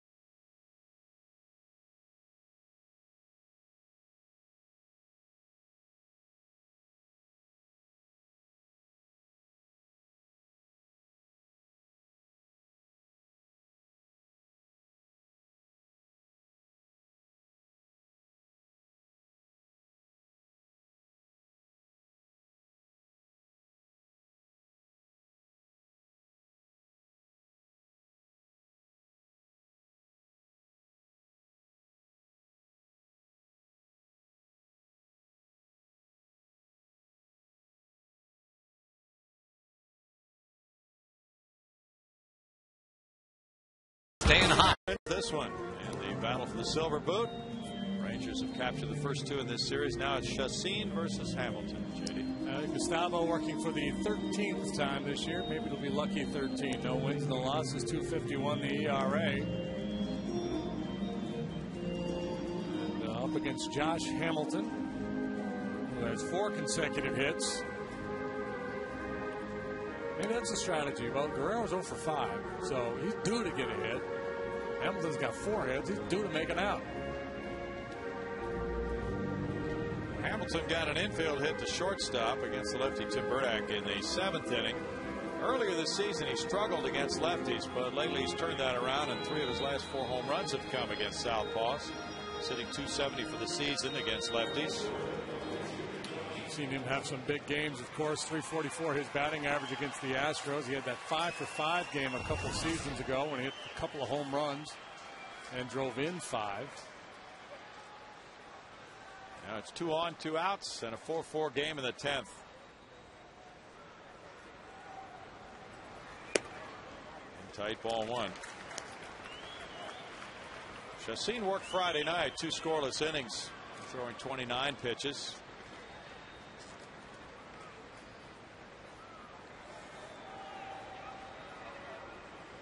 Worked the 7th and 8th innings and retired Hamilton on a ground out in the 7th inning Friday. This time he falls behind 2-0. Justin Smoke is on deck.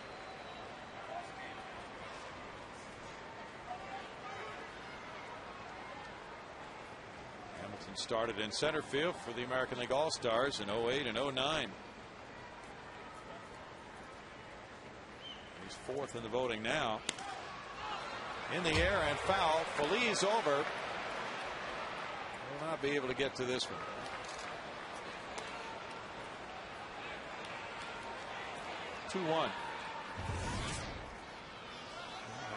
The Rangers have action in their bullpen. Darren Oliver throwing. Michael Bourne due to lead off the bottom half of the. Hamilton, though, try to give them their very first lead all day. Well, they got a big one in the ninth inning from Josh when he drove in the tying run with that base hit up the middle. Back-to-back innings. Tie it up. Go ahead.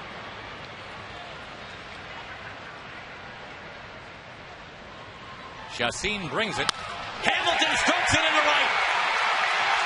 Hens is up with it, firing home. Here it comes. Too late. Hamilton, a 5-hit game. It's 5-4 Rangers.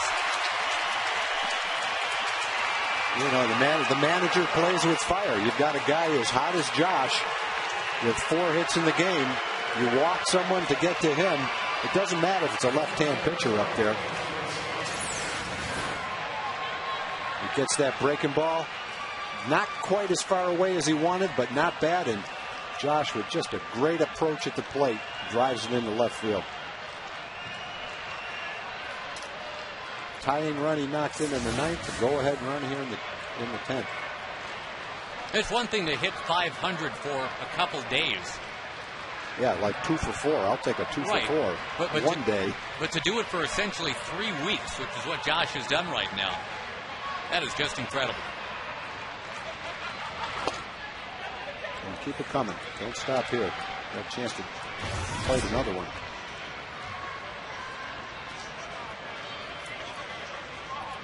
Well, Josh with some Father's Day dinner plans. This game going late. And Hambone thinking, all right, I got my kids waiting for me. We gotta get us a run here.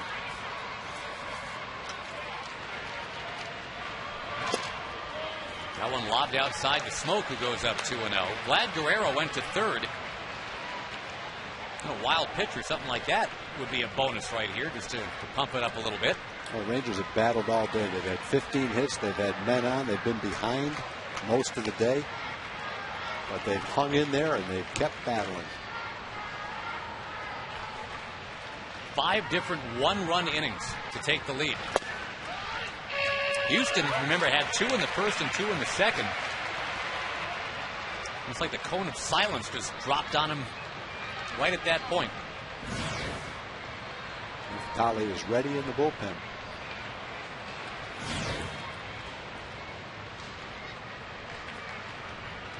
Boy, in the Houston bullpen, which has gotten a workout. Remember, they had 4 pitchers in the 7th inning alone. And it's a game toddled into extra innings. They pretty much run through an 8-man bullpen today.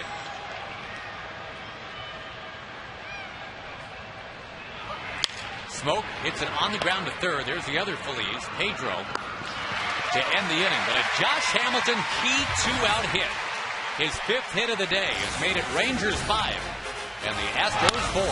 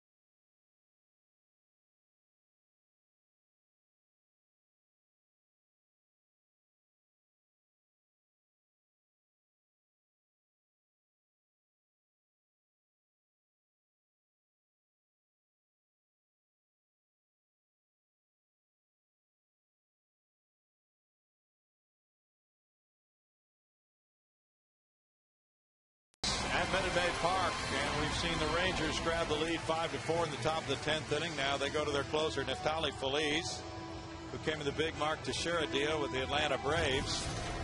And Feliz has climbed atop the leaderboard in saves in the American League this season with 18. Saved all 3 games in the Florida Marlins series prior to this one. He is 18 for 20 in saves. And burst onto the scene with the Rangers last year with that high-octane fastball. He's got a curveball and a changeup, too, but you're mostly concerned with that petroleum that he rushes up there. 34 strikeouts at 30 1/3, 183 the batting average against him. Astros down a run. Michael Bourne leading it off. Get on, set the table. They can find a way to continue this game or score 2 and win it. He has failed twice this year to convert save opportunities. Feliz last year was primarily a setup man in 20 games. He allowed only 13 hits in 31 innings, so that enabled him to climb the ladder, take over this closer job. With his dominance last season, he had 2 saves last year in 3 tries. Now it'll be Michael Bourne, who struck out in the 7th inning, his first time up, trying to get on and stir up something for the Texas Rangers closer. Well, he's just 21 years old. From the Dominican Republic. Atlanta signed him for $100,000 as a free agent in 2005. Bourne puts it in the air and near the left field line, it goes foul and out of play. Chris Ray could be the winning pitcher in 1 inning. He allowed 1 hit, no runs with no walks and 1 strikeout. Casey Daigle could be the loser in 2/3 of an inning. He allowed 1 hit, 1 run with 1 walk and no strikeouts. And Feliz will have a lot to do with both of those possibilities now.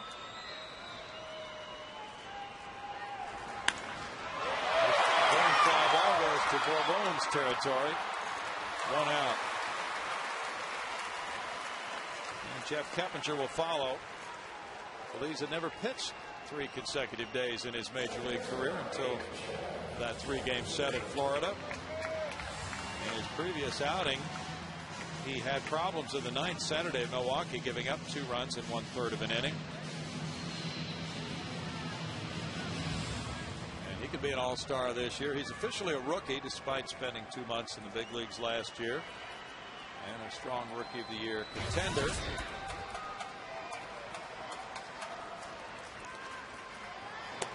Keppinger takes it strike 1. The ball really comes out of his hand easily. Almost looks like he's throwing a changeup, and you look up at the board and it's 94 miles an hour.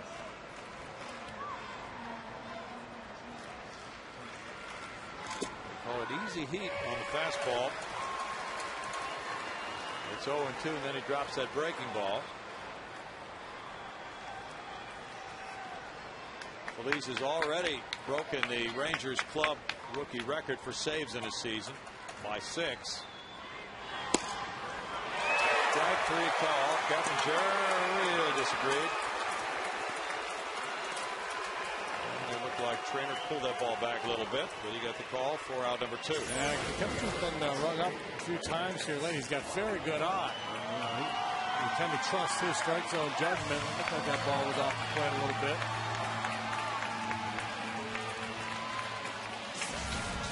Now the final out is there for Neftali Feliz. He faces Lance Berkman. He had the RBI double in the 1st inning. He's 1 for 4. Be ready to hit that heater. He was. Good swing. He couldn't get it. That's good approach. Not up there looking for a walk here. You're looking to inflict some damage. Feliz throws that first pitch fastball about 95% of the time. Astros did not face him last year.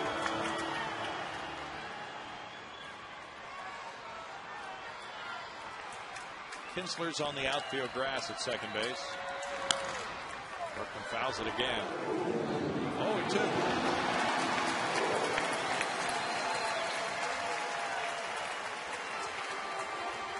Now 1 strike away from ending it. Feliz shooting for save number 19. Trying to send the Rangers back home with their 8th consecutive win.